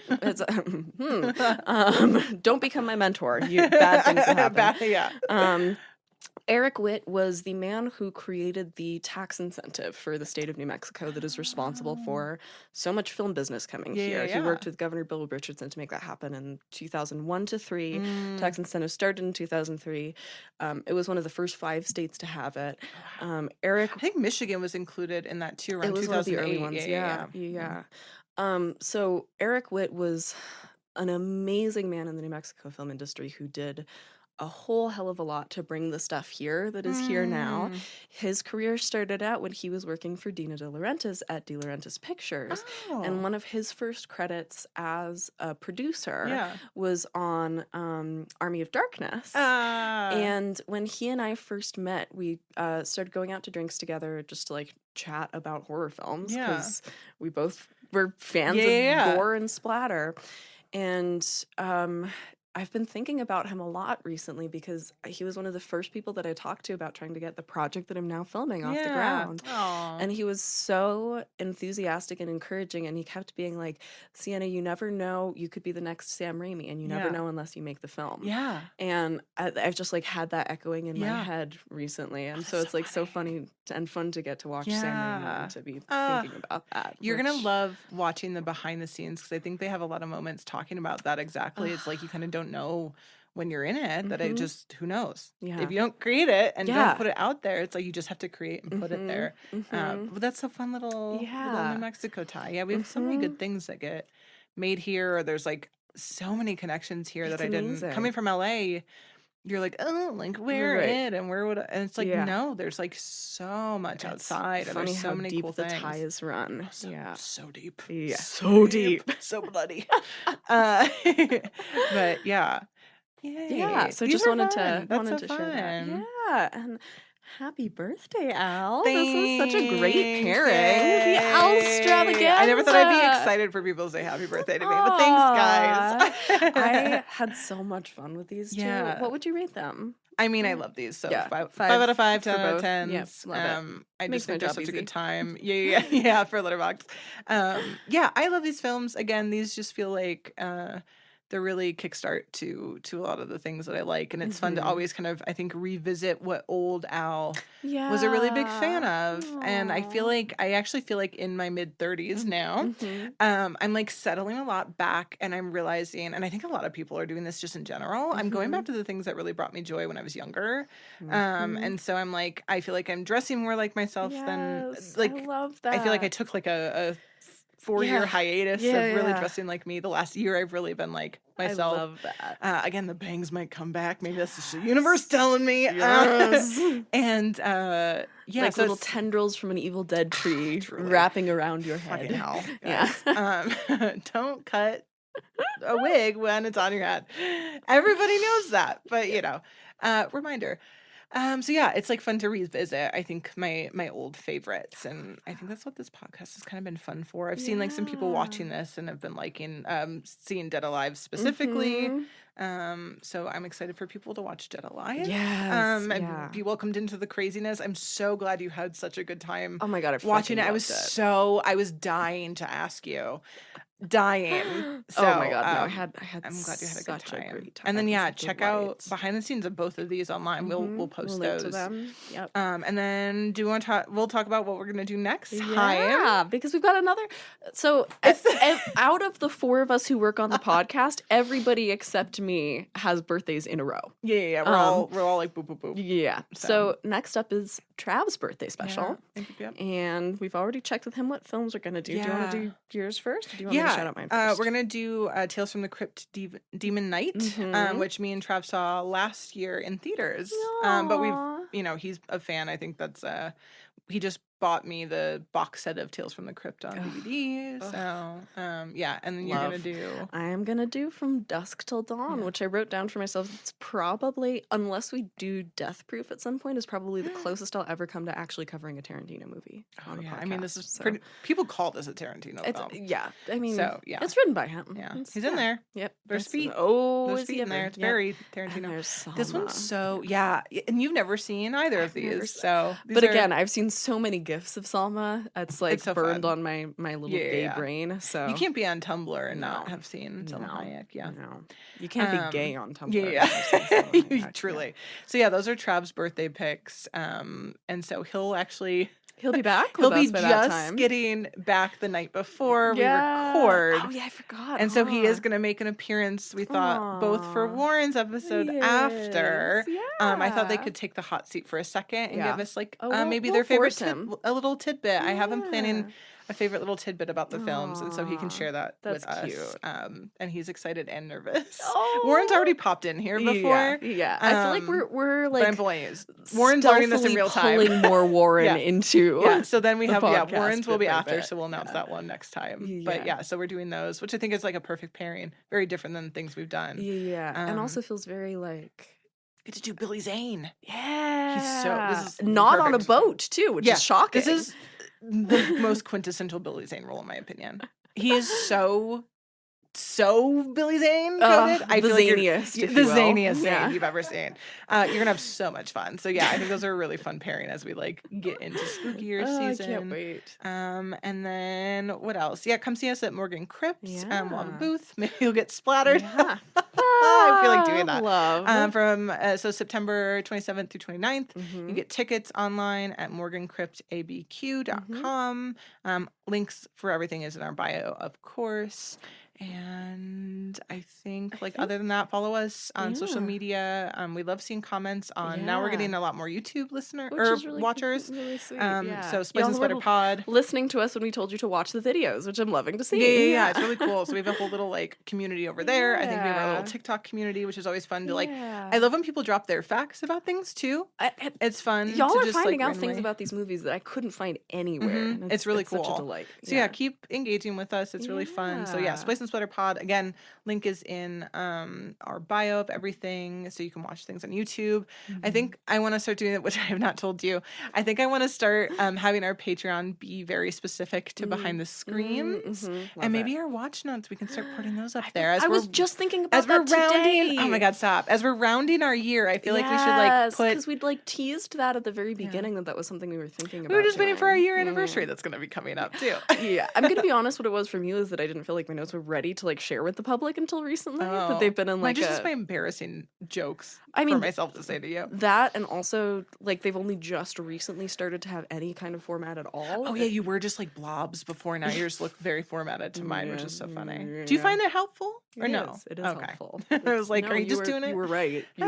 You were right As as, a Virgo, usual. as a Virgo, Al. it happens. Yeah. It's not me. But yeah, I think that's it. just thank you to Warren Thank you, Langford, Warren. for being All our of the fact things checker. for occasionally giggling at things we say. It feeds us every time. Yeah. Feeds me I know every people time. really want us to do a live show, and I feel like I'm gonna puke about doing it. But it is fun to hear the giggles in real time. Yeah. So maybe one day. And then thank you to Theo Schaefer. for the lovely music playing as we slowly vanish. Thank you also to all of you guys who've been patient with me with my campaign and who've been supporting it. I so appreciate it. Yeah, keep an eye And out. That link's in bio, so Yep. everyone keep checking. We'll post about it. Posts will happen. Yeah. And Until until then. Wait, we're the Wait, oh yeah! What are we? Who are we? Who am I? Is What's it important? happening? It's probably not important. Do you guys make it to the end? Maybe we'll give you guys special things if you make it to the end. We should give them some kind of a test. Yeah. Put some sort quiz, of and you get a prize. surprise fact The prize at the is end. a shout out on the next episode. But we are Splice and Splatter, the official horror podcast of Jean Cocteau Cinema. We're classic horror. It's modern gore. Until then, we'll be right back.